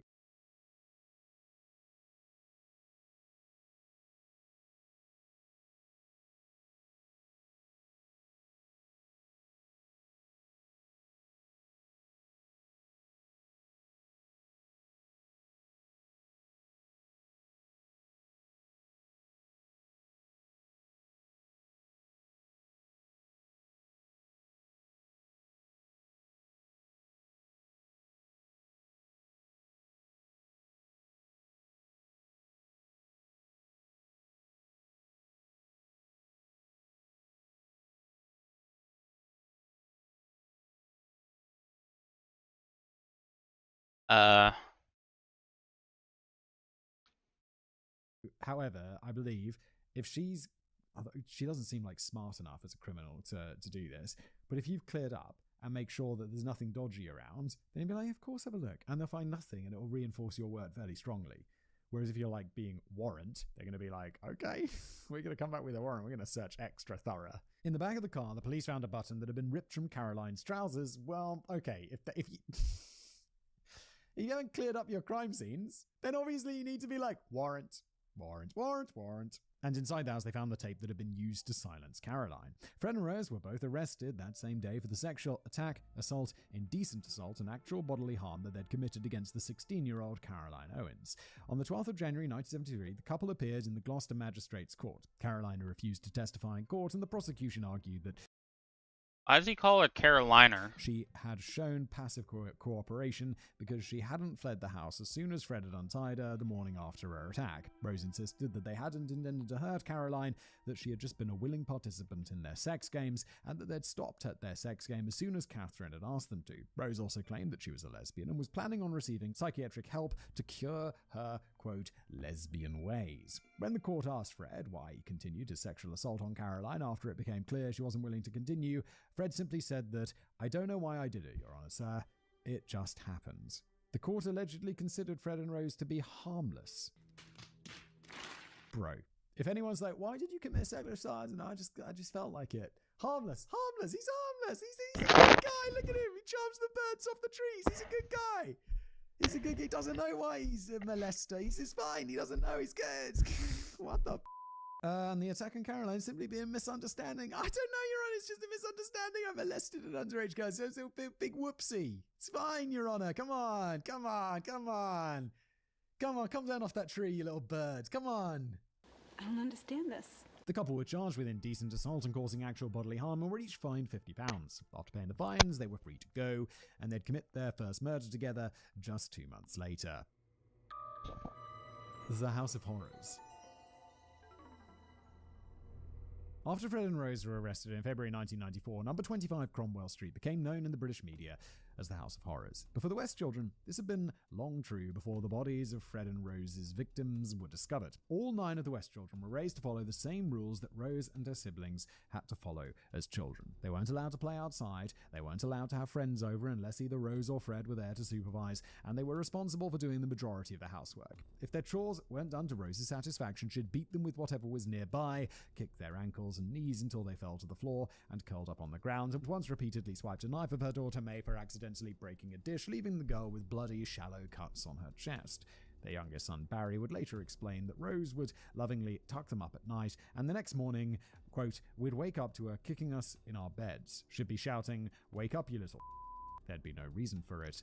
We were terrified.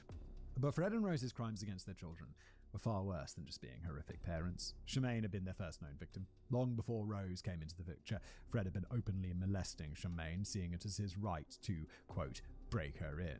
After she disappeared and they'd moved into 25 Cromwell Street, Fred's attention turned to the 8-year-old Anna Marie. In her book, Out of the Shadows, Anna Marie explained that she'd likely been the first person that Fred and Rose had tortured together in the converted basement of 25 Cromwell Street. Now, I'm not going to explain the assault in detail. Reading about it was horrifying enough, but Anna Marie was only 8 years old when they tied her to a mattress in the basement and started their attack on her. They tortured her for over 2 hours, and afterwards, Anna Marie was bleeding and found it difficult to walk. In a rare show of compassion, the 18-year-old Rose apologized to her stepdaughter, helped her clean herself up, and told her, I'm sorry. Everybody does it to every girl. It's a father's job. Don't worry about it, and don't say anything to anybody. It's something everybody does, but they don't talk about it. This is tough. This is a tough episode. I wish. Who would have thought that the most inbred looking people on planet Earth would be inbreeding?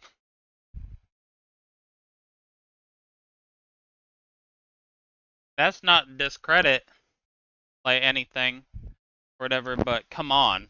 They look like they fuck children or their own. That I could say they never touched her again, but I can't. Caroline Owens had noticed that Anna Marie was terrified of her parents, but even she never knew the full scope of their abuse, most of which was orchestrated and carried out by Rose while Fred was at work. And by the time Anna Marie was 12, Rose was telling her male clients that Anna Marie was 16 and left the girl alone with them. When Anna Marie was 15, one of her teachers told social services that they'd noticed dark bruises on the young girl's body and they'd showed up at 25 Cromwell Street. Of course, Rose and Anna Marie both denied that anything was wrong. The house was clean, the children were all fed, clothed, and generally well looked after, so social services left, and Anna Marie was beaten again for bringing attention to the family. That night, Anna Marie ran away, and with her gone, Fred turned his attention to Rose's eldest daughter, 9-year-old Heather. Growing up, Heather hadn't been treated any differently from Anna Marie. She'd had to go straight home after school and wasn't allowed to have any friends over. And when she told her mother that Fred was molesting her, Rose laughed it off, telling Heather that her father was simply messing around. Yo, dude, it's just a prank. He put his dick in you, dude. Why are you tripping? As she got older, Heather became more rebellious. Rose would punish her, and Heather would go to school with her body covered in bruises. One of her school friends noticed the bruises, and Heather confided in her, telling her of the physical and sexual abuse that she'd suffered at home. But when the rumours about what were going on at 25 Cromwell Street reached Rose and Fred, Heather was punished again. And from that moment on, she wasn't allowed to speak to anyone without one of her parents being present. In 1987, the 16-year-old Heather left school and was hoping to find a job that would enable her to get away from 25 Cromwell Street. Anna Marie was trying to help her, but the two sisters couldn't make any plans, with either Fred or Rose constantly listening in on their conversations. Then Heather disappeared on the 19th of June 1987. It's not clear exactly what happened to her. Fred claimed that he'd strangled Heather because she'd been giving him attitude. Barry West would later say that he'd seen Rose repeatedly kick Heather against the head until she stopped moving. Rose simply claimed ignorance. Either way, Fred cut up his daughter's body and buried her in the backyard.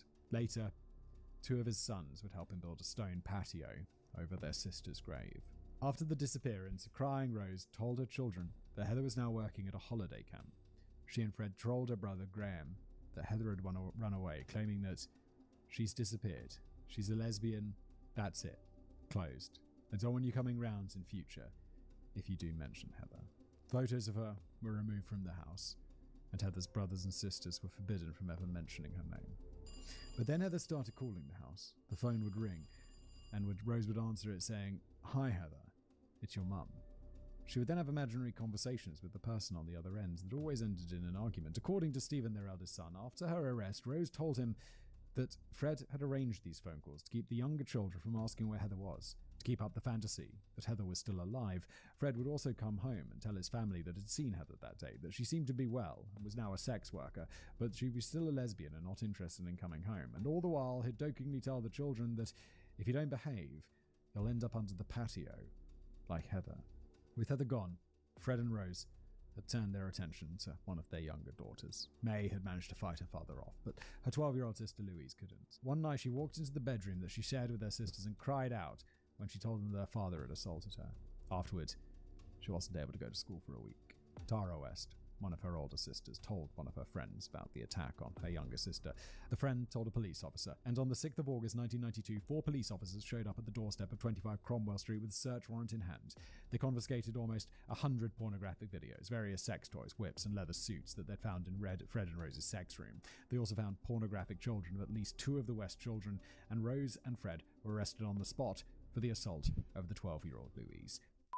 Finally. And how about we send them to prison forever? Because unfortunately, there's no death penalty in 1992. And I truly mean that. Wait, what? Did they just recently... Wait, does the UK even have a death penalty? Unfortunately. Karma. Of course, that wasn't the end of it. The 5 youngest West children were taken into care, and Rose and Fred weren't allowed to contact their children. But Rose called Anna Marie and told her, "If you think anything of me or your dad, you'll keep your mouth shut." Anna Marie had 2 daughters of her own at this point and was scared that her parents would hurt her babies, so she refused to testify against them in court. Testify. They are going away forever. You don't have to worry. They will go away for ever. The same went for Louise and 3 of the other West children who had been supposed to act as witnesses against their parents. The case against Rose and Fred fell flat. They were free to go.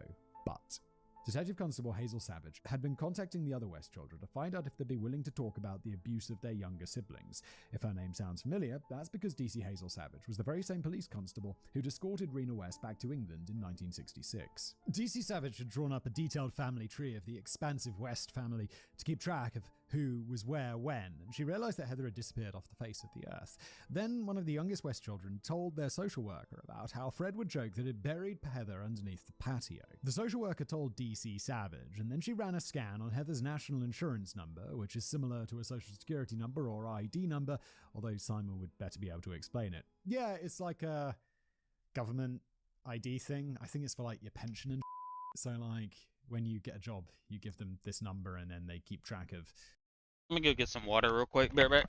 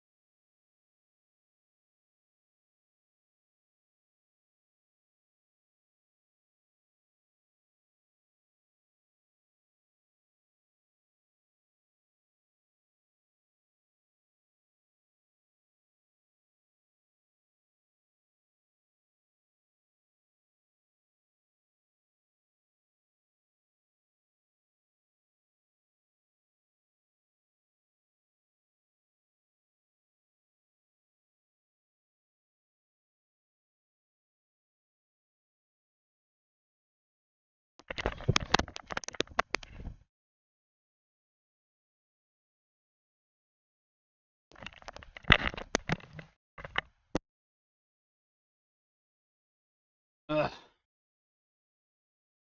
How much you work and then your pension and stuff, I think. I guess so. Anyway, DC Savage couldn't prove that Heather had, at any point in her life, made any contributions to or claims against the national insurance. Bingo, there you go. Yeah, you make contributions and then you make claims. I think maybe it's also for like if you're unemployed. I'm not sure. I've never made any claims on national insurance. I'm pretty sure I don't have national insurance anymore, not living in the UK. And now we're getting to my favorite part of the story. Because she'd met Rena, DC Savage had been aware of Fred West's darker side for years. Back in 1966, Rena had told the then constable that Fred was violent and quite possibly mad. Convinced that Fred had murdered Heather and then buried her underneath the patio, DC Savage tried to locate Rena West and found that she had gone missing while she was looking for her missing daughter, Charmaine, back in August 1971. DC Savage also stumbled across the missing persons report for Anna McFall, and she walked up to the lead detective on the case and insisted that they had to dig up the back garden of 25 Cromwell Street. In memoriam. On the 24th of February 1994, DC Savage and a team of police officers started digging up the sections of the backyard, looking for any signs that Heather had been buried there. In an effort to protect Rose, Fred handed himself over to the police the next day and admitted to the murder of Heather West. He told the police where to dig, and shortly after they found Heather's bones, they found another thigh bone, and then another, uncovering 9 bodies in total. Fred would identify most of them, but the forensic pathologists on the case would use dental records to confirm the identities of the others. Fred and Rose's first murder victim had been 19-year-old Linda Goff, who'd lived in one of the rooms that the Wests had rented out. She used to babysit the youngest West children before she disappeared in April 1973. Then there was the 15-year-old Carol Ann Cooper, who'd been offered a lift by Fred and Rose on the 10th of November 1973 and never returned home. Lucy Partington was 21 when she disappeared on the 27th of December 1973. In April 1974, 21-year-old Theresa Siegenthaler was hitchhiking from London to Holyhead when she got into Fred's car. Shirley Hubbard was a 15-year-old schoolgirl who had been waiting at a bus stop when she went missing in November 1974. The 18-year-old Juanita Mott had briefly lived at 25 Cromwell Street and was reported missing on the 12th of April 1975 after she failed to show up at a friend's house that evening. The 18-year-old Shirley Robinson had been living with the couple for over a year. She had been their sex partner and was 8 months pregnant with Fred's baby when a jealous, equally pregnant Rose insisted that the girl had to go. She was murdered on the 10th of May 1977 and her unborn son was buried next to her. Fred insisted that Rose had murdered Shirley on her own. Alison Chambers was the last person who was dragged into the cellar underneath 25 Cromwell Street. She'd been the couple's nanny for just a few days and had written to her parents to tell them that she was living with a very homely family. She died in August 1978. It's amazing that there's so many people disappearing around these people, tenants, and no one is picking up on this. It's mental. In response, a broken and depressed Fred told the police everything and implicated Rose in all of the murders that they committed in the cellar of 25 Cromwell Street. He explained that some of the women were killed once Fred and Rose were done with them. Fred claimed that at least 2 of the deaths were accidental and that pleasure had simply turned into disaster.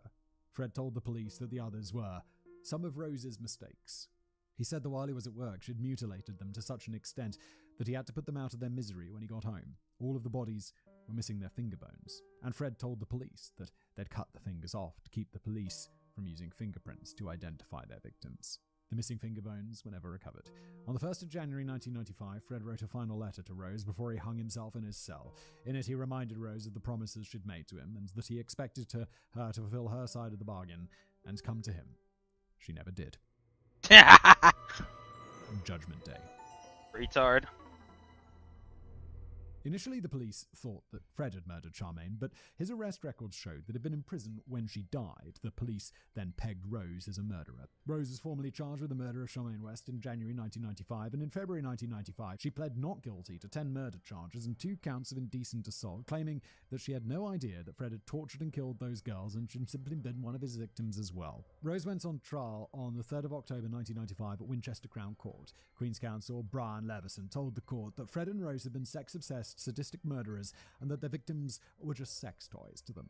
Their last moments on Earth were as objects of the sexual depravity of this woman and her husband. Each victim was dumped without decency or respect into a different hole, some 3 feet below the ground, in the garden, in the cellar, or underneath the bathroom. He further went on to explain that the Crown wasn't suggesting that Rose had committed all 10 of the murders on her own, but that she and Fred are both to blame for 9 of the 10 murders that she was accused of. To quote, "At the core of this case is the relationship between Frederick and Rosemary West, what they knew about each other, what they did together, what they did to others, and how far each was prepared to go. Much of what follows can be explained in the context that both were obsessed with sex." For the next 31 days, the court learned exactly what had been going on behind the doors of 25 Cromwell Street. The jury was shown photographs that showed the pieces of packaging tape and rope that had been found next to the bodies, indicating that they'd been bound and strangled and had their mouths taped shut when they died. Some of them had been decapitated, all of them had been dismembered and mutilated, and all of the bodies, including those of Shirley's baby, were missing their finger bones. Prosecutor Levison went on to explain, Fred and Rose's sexual appetite was a death sentence, and after Caroline got away and reported them to the police, the couple had learned from their mistake, and they would never be so trusting again. Caroline Owens contacted the police once she heard of the murders, and this time she insisted on Dog, you have said 2 different games that I have no intention of ever fucking playing. testifying against Rose. Caroline told the court of the assault that she'd suffered at the hands of Fred and Rose back in 1972, giving the court an insight into what their other victims had gone through, and she made a point of explaining that Rose was a willing participant in the attacks, saying that during their assault on her, quote, "she was grinning and laughing. She looked evil to me." Caroline continued to explain how the attack had affected her life and that she regrets not standing up in court and pressing ahead with the sexual assault charges against the Wests. Quote, "At the time I was told by police that I would be cross-examined in the witness box and that it would be hard to handle. I felt I could not cope with this. When I became aware of the woman that had been murdered and the alleged involvement of Fred and Rose West in 1994, I felt anger, frustration, guilt.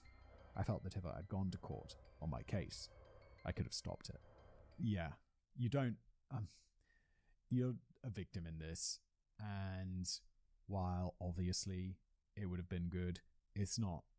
You can't be blamed. Like, this is the thing. It's like something is so traumatic then you have to go to court and relive that whole thing. You have to go through all of the trauma again, and you have to sit there while someone tells you that you didn't go through all of that trauma, and it didn't happen, and the person who did these things to you is innocent.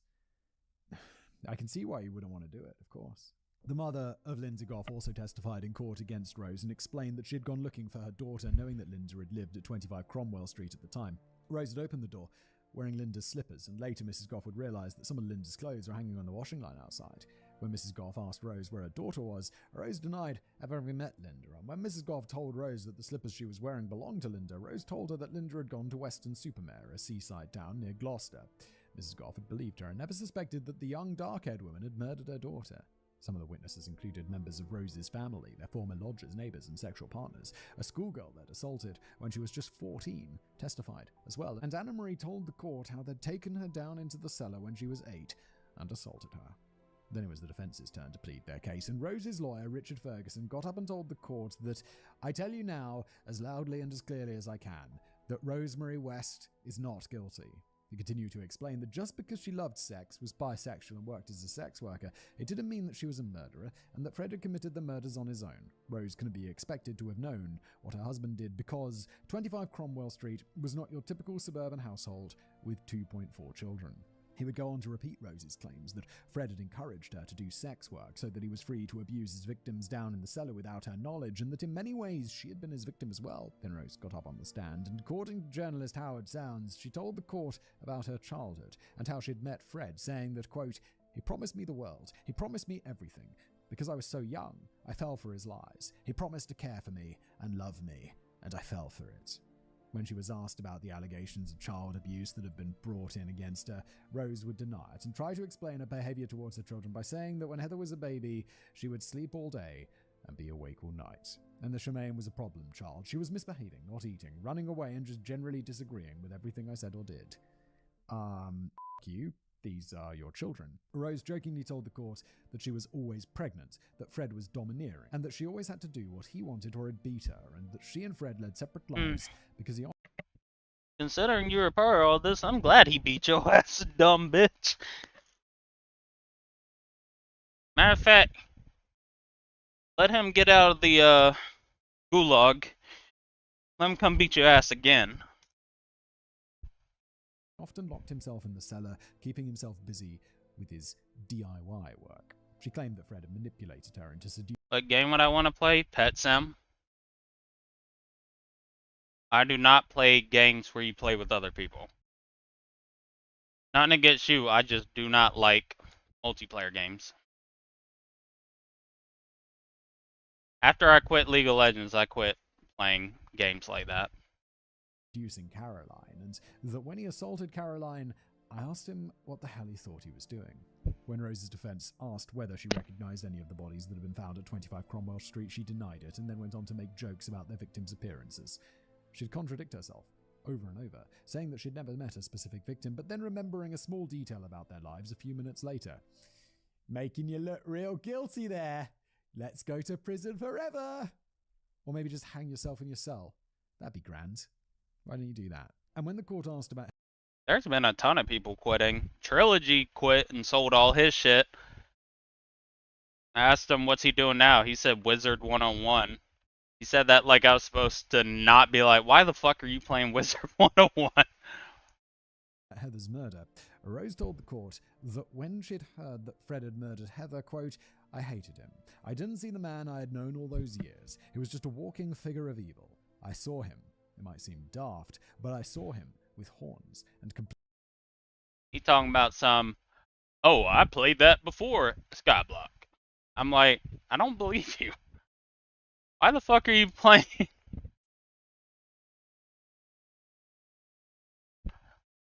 complete with a satanic grin. He never looked sorry for what he did or anything. He just used to grin, like it was some joke. When Prosecutor Levison began his cross-examination of Rose, he asked her whether she still insists that she hadn't known about the murders taking place in the cellar of her house. She told him that she didn't. Levison then asked her if she was the one who washed Fred's clothes, and she admitted that she was. He asked her if she was the one who cleaned the cellar, and she admitted that she was usually the one to clean it. He then asked her how she'd missed the fact that Fred's hands and arms would be covered in blood after he'd mutilated the bodies, how she'd missed the fact that his clothes would have been covered in blood, and how she'd missed the bloodstains in the cellar from where he'd cut up the bodies. Rose denied having any part in the murders and denied having abused her children, and Leveson accused her of trying to pin all of the blame on Fred. After spending 3 days on the stand, Rose broke down and told the court that, quote, "It's all very well to someone to say that I said this or did that because I'm the one now in the spotlight. Fred West is dead, and I've got to take responsibility for what he's done." No, you don't, and you're absolutely trying not to. Like, the fact that he killed himself is a gift for you because it allows you to blame everything on him without him being there to defend himself. But on the 3rd of November 1995, 145 tapes would be presented to the court. All of them were from interviews that Fred had with the police. The first 4 tapes were recorded during the police's initial interviews with Fred, and on them, Fred is insistent that Rose hadn't been aware of the murders. He also claimed that he'd killed Heather after she had threatened to kill her younger siblings with acid, but in another interview claimed that Heather was still alive and living with a Right as Discord. Am I even logged into the right Discord? Oh, I am.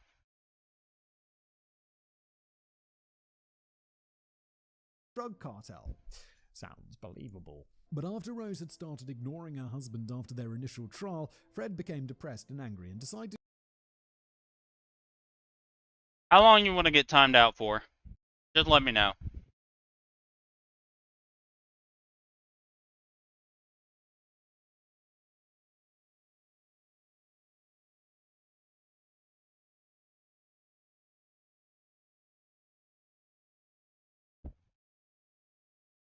He doesn't read his Discord. You said I see.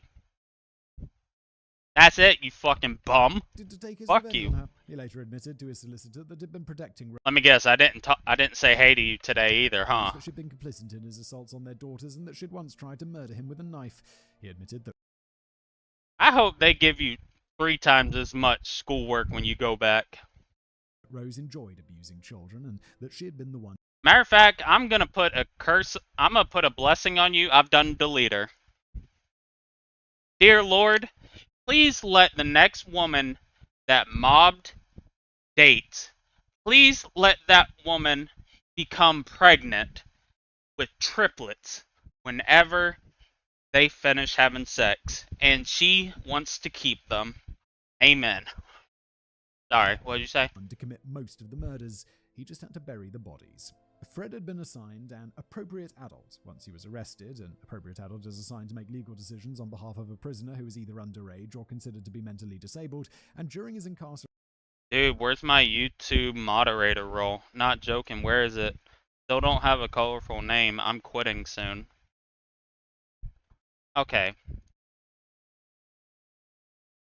So let's go over everything. Okay?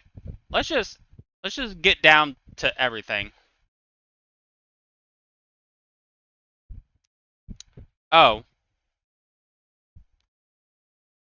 So you would be happy if you were having triplets, is what I'm hearing.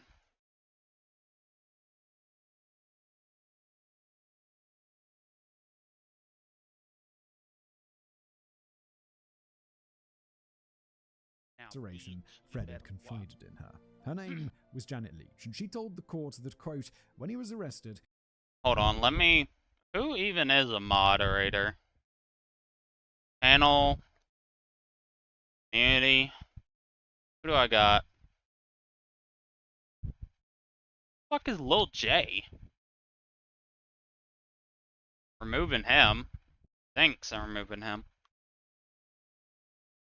Things don't even be watching my streams anyway. What is your YouTube name? At what?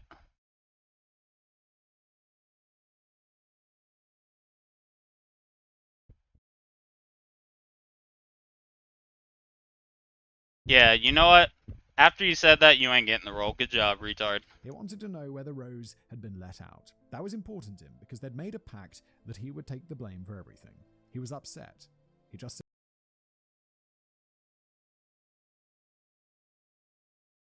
you are a moderator. You just don't have the perms of regular mods.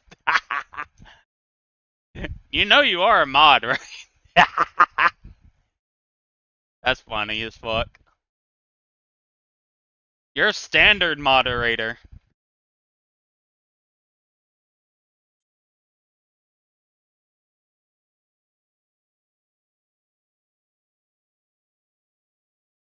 Mobdo.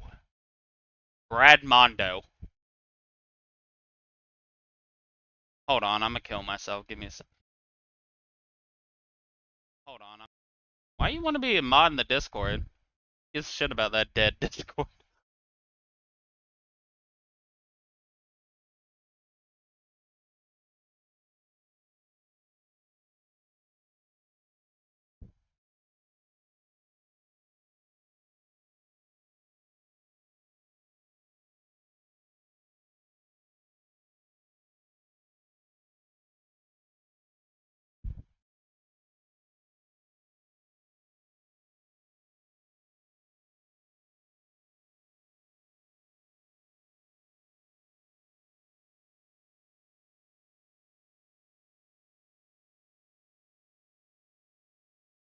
How did I make you a mod last time?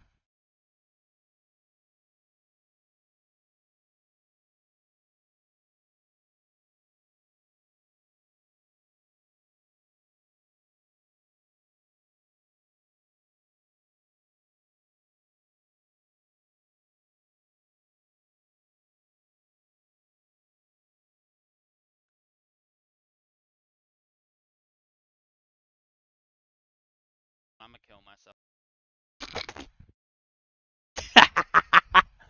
Said the police were getting too close and that they'd find out that Rose was involved.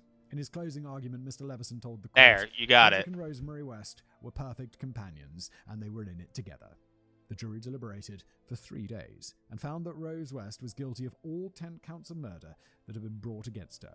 Mr. Justice Mantle addressed the court and said that, quote, Rosemary Pauline West, each of the 10 counts of murder with which you have been unanimously convicted by the jury. The sentence is one of life imprisonment. If attention is paid to what I think, you will never be released. Good, good. Never. Rare in Britain. Rare. Lock her up forever, throw away the key, let her die in jail where she belongs. The aftermath. I wish I could say that the tragic story of the West children ended after their parents were arrested. We always make a point of remembering the victim, but Fred and Rose's children had also suffered at the hands of their abusive parents, and long after Rose went to prison, her children still felt the effects of their time in that house of horrors. Anna Marie West would try to take her life on multiple occasions, and during her stepmother's murder trial, she'd tell the court that she wished she was dead. The older West children have all spoken about their horrific childhood, and one of Rose's daughters, Tara, told the Sunday Mirror that, quote, I close my front door and lock out the world. I don't open the front door to anybody, and I don't let children out to play. I'm probably overprotective, but I fear them being taken by somebody like Dad. If the children go to a party, I go. If they go out to play, I go. I know what evil is out there. I lived with it for many years. The then 12-year-old Louise blamed herself for the fact that her family had fallen apart and that she and her siblings had to go into care. All of them got new identities to protect them from their parents' legacy, and in 2006, Rose cut off all ties with her children, saying that I was never a parent then and could never be now. You cut off contact with your children? They were in contact with you? Rose. Hate you, please die. At least one of her children got into trouble for improper contact with a minor, and one of them took his own life, but the rest of them seemed to have lived their lives as best they could. And Rose, oh well, she now lives in her own little bubble, and according to Jane Woodrow, spends her days knitting, cleaning, and drinking tea from a china set. You could argue that after a lifetime of abuse, it's the closest she'll come to leading a normal life. She has friends, hosted music nights in her cell, writes letters to her family and pen pals, attends a book club, knits like any other granny, and allegedly plans to write a cookbook. Of course, her friends were people like Myra Hindley and Tracy Connell, but to be fair, her choices were limited in the category A prison she used to live in. These days, she's in HM Newhall prison and claims that she's living a stress-free life since her new cellmates aren't keen on beating the 69-year-old Rose with pool balls. Rose will undoubtedly die in prison, and yet I can't help but feel that she got off lightly. But I take solace in the fact that her place in hell is ready and waiting for her. I don't, because I don't believe in hell. I just believe it's nothing after you die, which is kind of sad, because she deserves to go to hell. Wow. What a horrible episode. Like, dog, you keep doing the episodes. Dismembered appendices. According to journalist Howard Sounds, Fred is suspected of killing at least 4 girls during his time in Scotland, and there's a possibility that he also buried them in his backyard. He had an allotment of land in his backyard that he kept bare and often bragged to his neighbours, "I'm keeping it for something special." We'll never know if he did bury any bodies there, as that piece of land now lies directly underneath Junction 22 of the M8 motorway. Number 2. Rose's father, Bill Letts, continued his inappropriate relationship with his daughter until his death in May 1979. He still regularly slept with Rose and had reportedly both abused Anna Marie and Heather. When her girls complained that Grandpa Bill was abusing them, Rose shrugged it off and scolded them for leading him on. Oh my god. Prison forever. Prison forever. I'm so glad she's in prison for f***ing ever. Number 3. Rose and Myra Hindley from the Moors murders grew close in prison, reportedly in a relationship before prison politics drove them apart.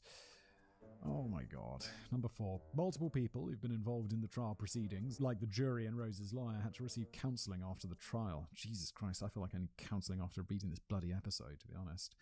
Number 5. Janet Leach suffered a stroke while providing evidence in court, and the trial was postponed for a week until she was well enough to continue her testimony, returning to court in a wheelchair. Number 6. Detective Hazel Savage was commended for her work on the West investigation and for insisting that they dig up the backyard of 25 Cromwell Street. As a reward, she received an MBE, Most Excellent Order of the British Empire, for her service to the Crown. Good. That's nice. Excellent work. Yeah, well done. Anyway, this has been an episode.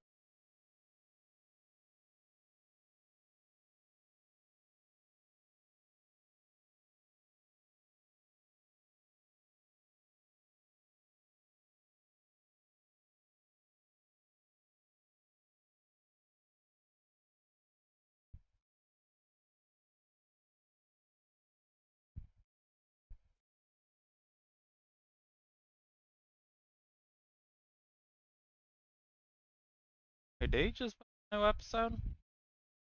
He did. Not watching it, fuck you.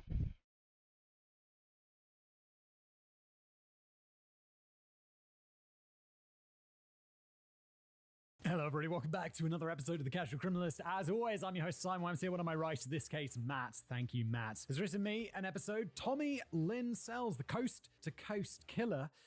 Oh my god, it's going to be a dark one, isn't it? He's killing from coast to coast. I mean, this is probably across America, isn't it? And that's a big distance. If you're new here, welcome. The format of the show is I've never read this before. We're going to read it and explore together.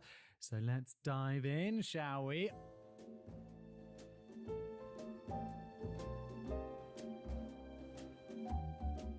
Over the years, police and the FBI have developed many advanced techniques for identifying and capturing serial killers who are operating across the United States. However, if you're a frequent watcher of police dramas, you'll most likely know that one of the most effective techniques is also one of the simplest: pattern recognition. By looking at 3 pieces of information, where, who, and how, many things can be learned, the most consequential of which is whether a crime is simply a one-off or if it is the latest in a string of rapidly escalating crimes perpetrated by a single individual. And this is like, I feel serial killers, sometimes you're like, you want the notoriety and you want not to get caught, but you want people to know that you're doing these crimes and you want like a cool nickname. Rather than, as we've talked about, like head, which is what we should we should give disparaging nicknames to criminals. But it's like, if you really don't want to get caught, just like mix it up. There you go. Where? Do it in different places. Who? Murder people from different backgrounds. How? Use different weapons. Boom! Easy. Makes it much harder to get caught. You're welcome. What am I doing? What am I doing with my life? Me too, bro. Me too. For example, if multiple sexual assaults and murders occur within a single neighborhood, as was the case when investigating disgraced former colonel and sexual predator David Russell Williams, then it is highly likely that their suspect has some sort of intimate connection to that neighborhood. Maybe they currently live there, or maybe they lived there at some point. It doesn't matter. It is a lead. Similarly, if the bodies of several red-headed women are discovered in close proximity to one another, police will link those crimes together based on hair color alone. And lastly, if an arsonist uses a very specific type of accelerant in a unique way, such as pouring acetone and paint thinner in a spiral pattern around a home's living room, it can be easy to link several sites together, even if they're hundreds of miles apart. And if you're doing that to your neighbors and they all look the same, you're a bit dim, aren't you? I'm as stupid as a stupid does. In this way, police can take the sum of all the evidence found in multiple locations, tie it neatly together, and have a much better understanding of who they are searching for. I get the feeling that old Tommy, the subject of today's video, is going to be the one guy who's like, yeah, he knows about this who, when, and how, and he's going to be like doing it in different places, coast to coast, baby. Why am I speaking about him like this? I'm making him sound like genius, big brain Tommy, when really he's just a prick who killed people. None of this is particularly complicated, but what happens when a killer does not follow any type of identifiable pattern? What happens when they have no area of operation? What happens when there is no specific murder method or weapon, no logical motivation, no linking factor that ties all the victims together? Well, as I said at the beginning of the episode, Matt, it's going to be really hard for them to figure it out. Although they obviously do, because look, this episode's titled Tommy Lynn Sells, not Anonymous Killer 6. So he's going to get caught, isn't he? But DNA's got to be like a good one. That's a modern one. But I don't even know when this is taking place, so we don't know if that's an option yet. Well, suddenly the police have a very big problem. Today we're going to be looking at a killer just like the one I described. His name was Tommy Lynn Sells, and for over 2 decades he carved a path across the United States, killing at random and leaving entire families dead in his wake. For the sake of everyone, Simon included, I usually try to keep details light, but in this episode there is no way to do that. Oh. Okay, Tommy Lynn Sells may not be in the running to replace Pedro Lopez, although maybe he is. Bro, Pedro Lopez killed like 200 children, dude. Like, we just released it. I think it was this morning at the time I'm recording this episode, the Albert Fish episode, which is, it's a whole other level of dark. But he didn't kill 200 children like Pedro Lopez. Pedro Lopez haunts me. But their stories are somewhat similar, as are their victims. Tommy killed men, women, and children alike, and while researching him, I came across the term family annihilator multiple times. Why would that even... family annihilator? I don't like it. Annihilator makes it sound like a 1980s action movie, when really this guy's a fucking monster who murdered people's families. That description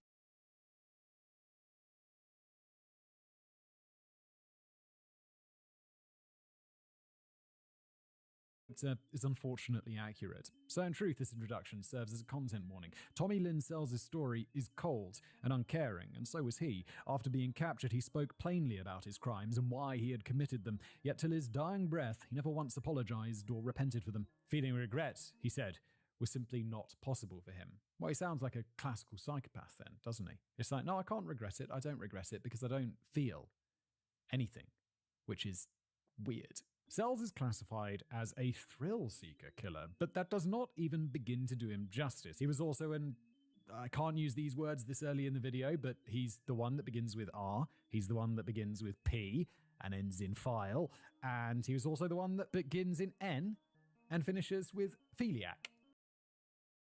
Oh. And has stuff to do with dead people. So, YouTube, please don't.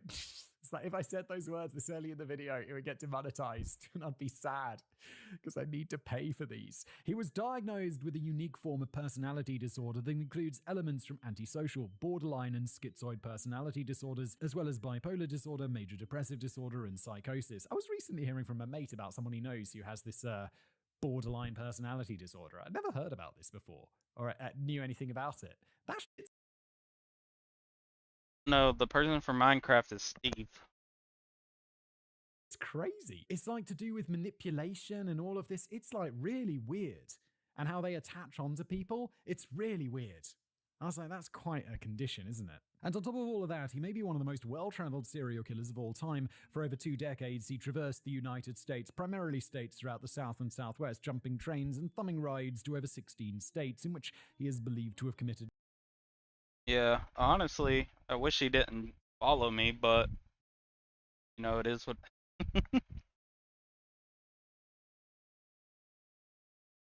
At least 22 murders, although that number may be as high as 74. This is the story of Tommy Lynn Sells, aka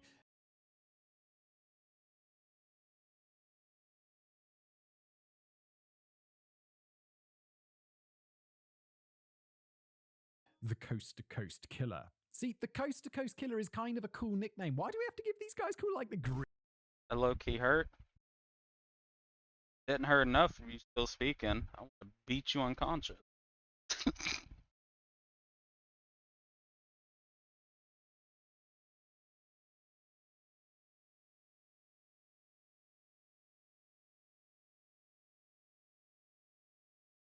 River Killer, the son of Sam. It's like, what? Just let's call him Ked 6. Done. Housekeeping. Housekeeping. I ain't mean it mobbed. Maybe. Now, before we get started, I need to make everyone aware of a few things. First, based on statistics that I've read, only about 50% of all homicides in the United States each year are cleared, which means the police have confidently identified the murderer. But the term cleared doesn't mean the same thing as convicted, nor does it mean that the police have even charged the person they believe to be responsible. It simply means that they're no longer devoting any resources to investigating a particular case. So it's like it could equally be, yeah, we cleared it. By cleared it, we mean gave up. Wow. Only 50%. Well, I guess the other 50% are like, yeah, well, it's still ongoing. They're like open cases. So would a cold case then be cleared? I guess so. I always thought it was like 50% meant like convictions or like went to court. But I guess not. That 50% figure is quite misleading then. And I know, like, I remember when I was studying law, it was like, yeah. The number of people who get caught for the crime is like this percentage. Then the number of people who get, who the CPS decides to prosecute is this percentage. The number of people who end up in court is this percentage. The number of people who end up in jail, guilty, is this percentage. And it's like, wow, it's really unlikely that you, that you end up right at the end of the chain. But obviously it happens, don't commit crimes. And yet crime is continued. In general, clearing a case is synonymous with closing a case, but there's also something known as cleared by exception. When this happens, police know, or at least strongly suspect, that they know who committed a crime, but cannot charge them due to some unfortunate circumstances. In some cases, the suspect may already be deceased, but in others, the police may simply not have enough evidence to formally charge them. However, either way, the department now considers the case to be closed because, in their opinion, they know who did it. Okay, so that's not a cold case then. That's like, okay, well, it was this guy, but we don't have enough evidence. We know it's him. We know it's him. But we can't do anything about it.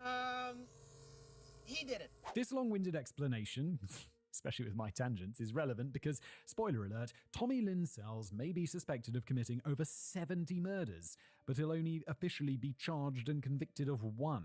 The main reason for this will be revealed by the end of the episodes, so stay tuned. But going forward, you should know that much of the information provided throughout this script comes directly from Sells himself via either his own confessions to police or from conversations with reporters and crime journalists. That means that some of what Sells claims should be taken with a grain of salt, but not all of it. Police from departments across the United States may not have officially charged Sells with every murder that he has confessed to, but many of them now consider those cases to be cleared by exception. They believe Sells may be exaggerating or outright lying about specific details of his crimes, specifically his motivations for committing them, but they do believe he is the killer nonetheless. For this reason, I've chosen to believe and include much of what Sells claims, although I will not be presenting his supposed motivations because some of them are pretty ridiculous. For instance, Sells claims that many of his victims were P-words, but there is no evidence of this, and I will not be dragging any murder victims' names through the mud based on nothing but the word of their murderer. Yeah, because that would be super f***ed up.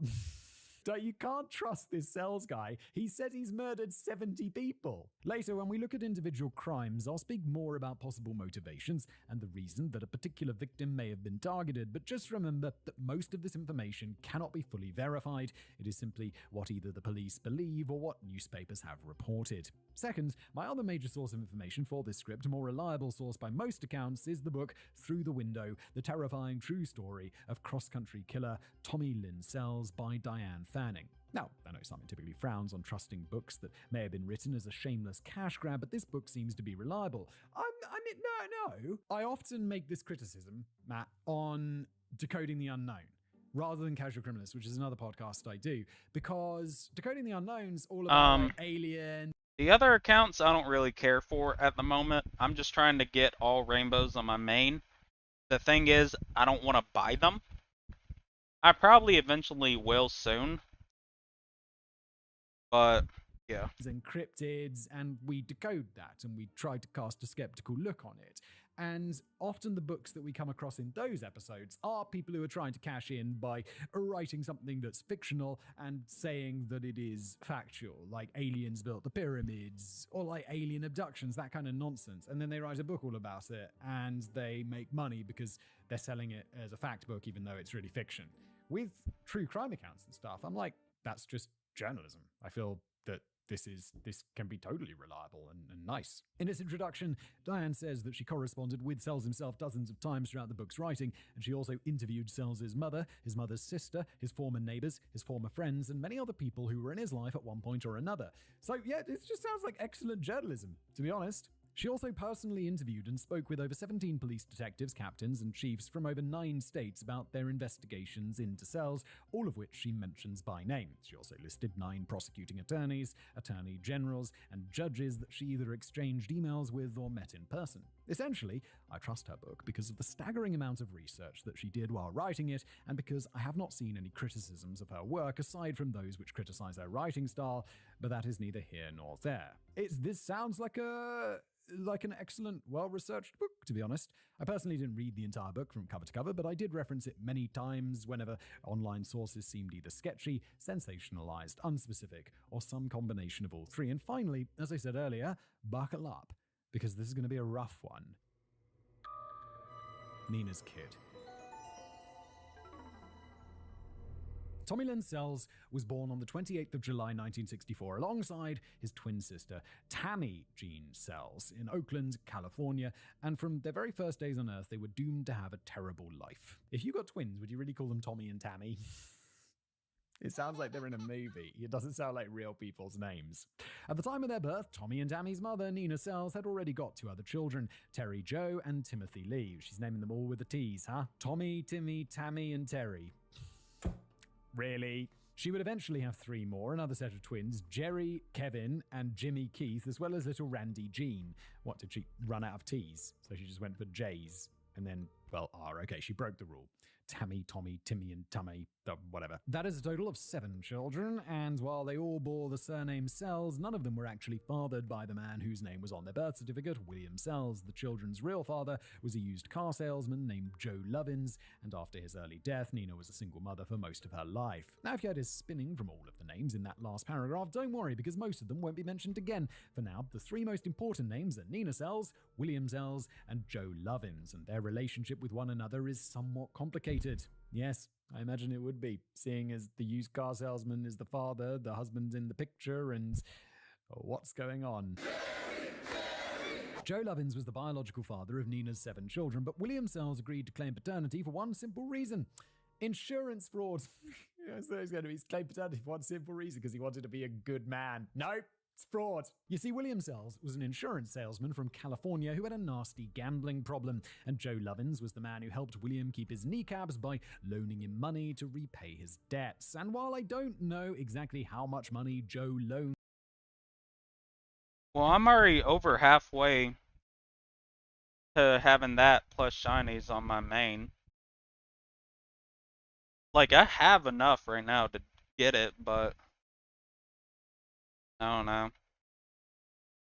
William, it must have been quite a pretty penny, because to repay the debt, William agreed to sign the birth certificate of Joe's children so that they could all be added to his company's generous health insurance policy. Neither Joe nor William took responsibility for raising any of Nina's children, but this was Joe's way of providing for them without actually being a father. Wow, that seems like America, get your health insurance system sorted out. People are committing insurance fraud and signing each other's birth certificates so children can go to the hospital for free. It's up, America. What the... I gotta do it, man. After this arrangement was made, when Tommy was about a year... No, I know.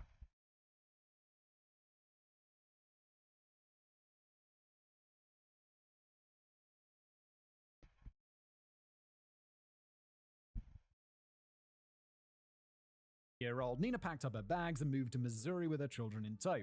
Here she worked hard to provide for them, but she was not without flaws. The children often went hungry and were left home alone to babysit one another while Nina worked at various jobs. And to make matters worse, a tragedy was about to strike. When Tommy and Tammy were 18 months old, Tammy developed a high fever and had to be admitted to hospital. While their doctors isolated Tammy and told Nina that her daughter had likely developed pneumonia and would be fine after a few days. 12 hours later, though, Tammy was dead. An autopsy later revealed that she'd died from spinal meningitis. Meningitis is intense, right? I remember them being like, when I was a kid, there were like posters around, even at university. I remember there being like a poster up in the kitchen about like the signs of meningitis. And there was something about pushing a glass onto a bruise, and if the bruise doesn't go away, then you got to go like see the doctor because you might have meningitis and then it will kill you. I was like, really? I don't know anyone who's ever died from meningitis. Obviously, it's a thing. But on the vaccines against, like, I don't know anything about meningitis. Oh. Don't listen to me. I'd need to count that for mine too. I have overload and royalty on mine too. Just take meningitis seriously.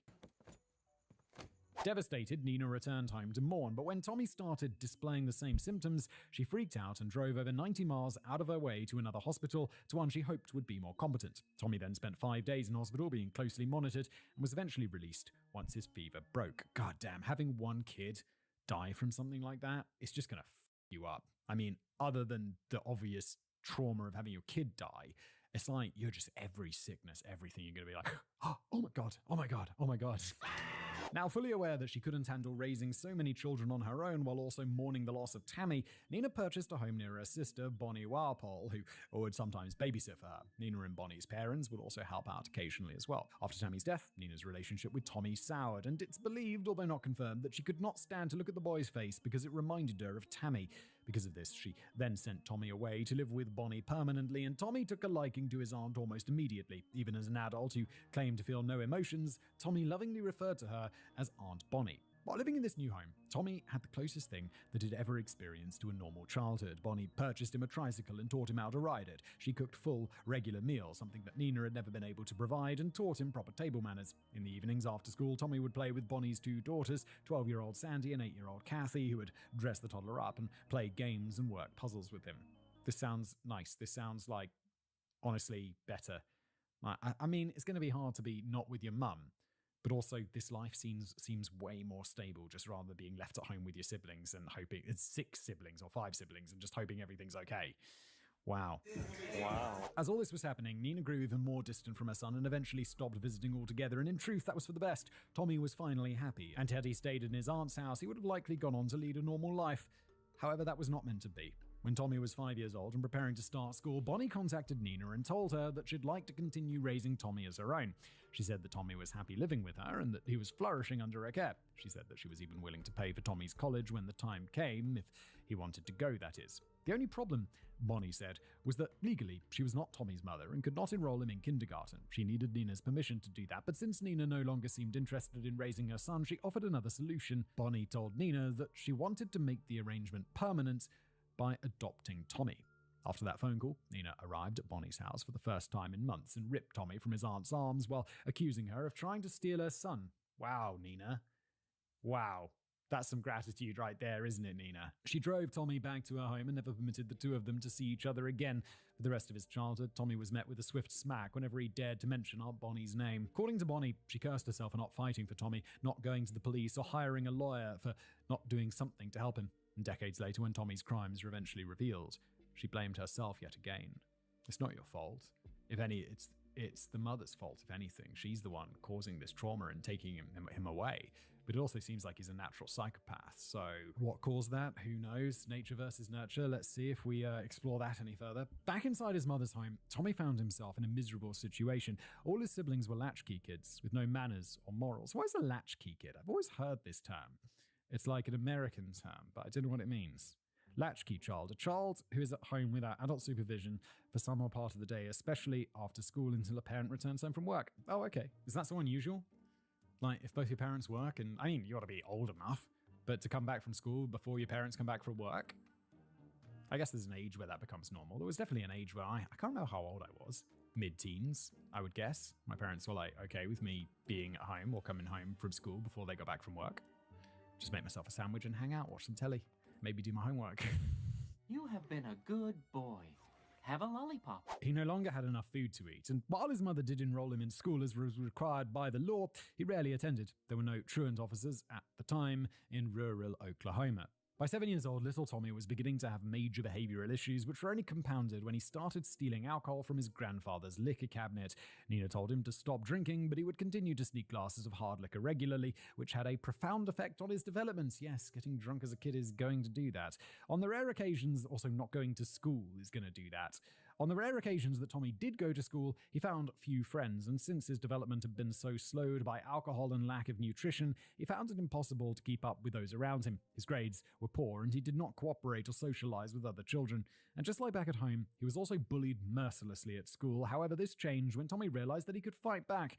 After this, all bets were off, and the other children quickly learned that bullying Tommy was a very bad idea. Yeah, it's like that one time you learn to fight back, and it's just let them know you're a psycho. While all this was happening at school, Tommy's home life continued to be a mess, but Nina no longer cared enough to address any of Tommy's behavioral issues. She allowed her son to do as he pleased, go wherever he wanted, and steal from and vandalize the neighborhood. She even allowed him to hang around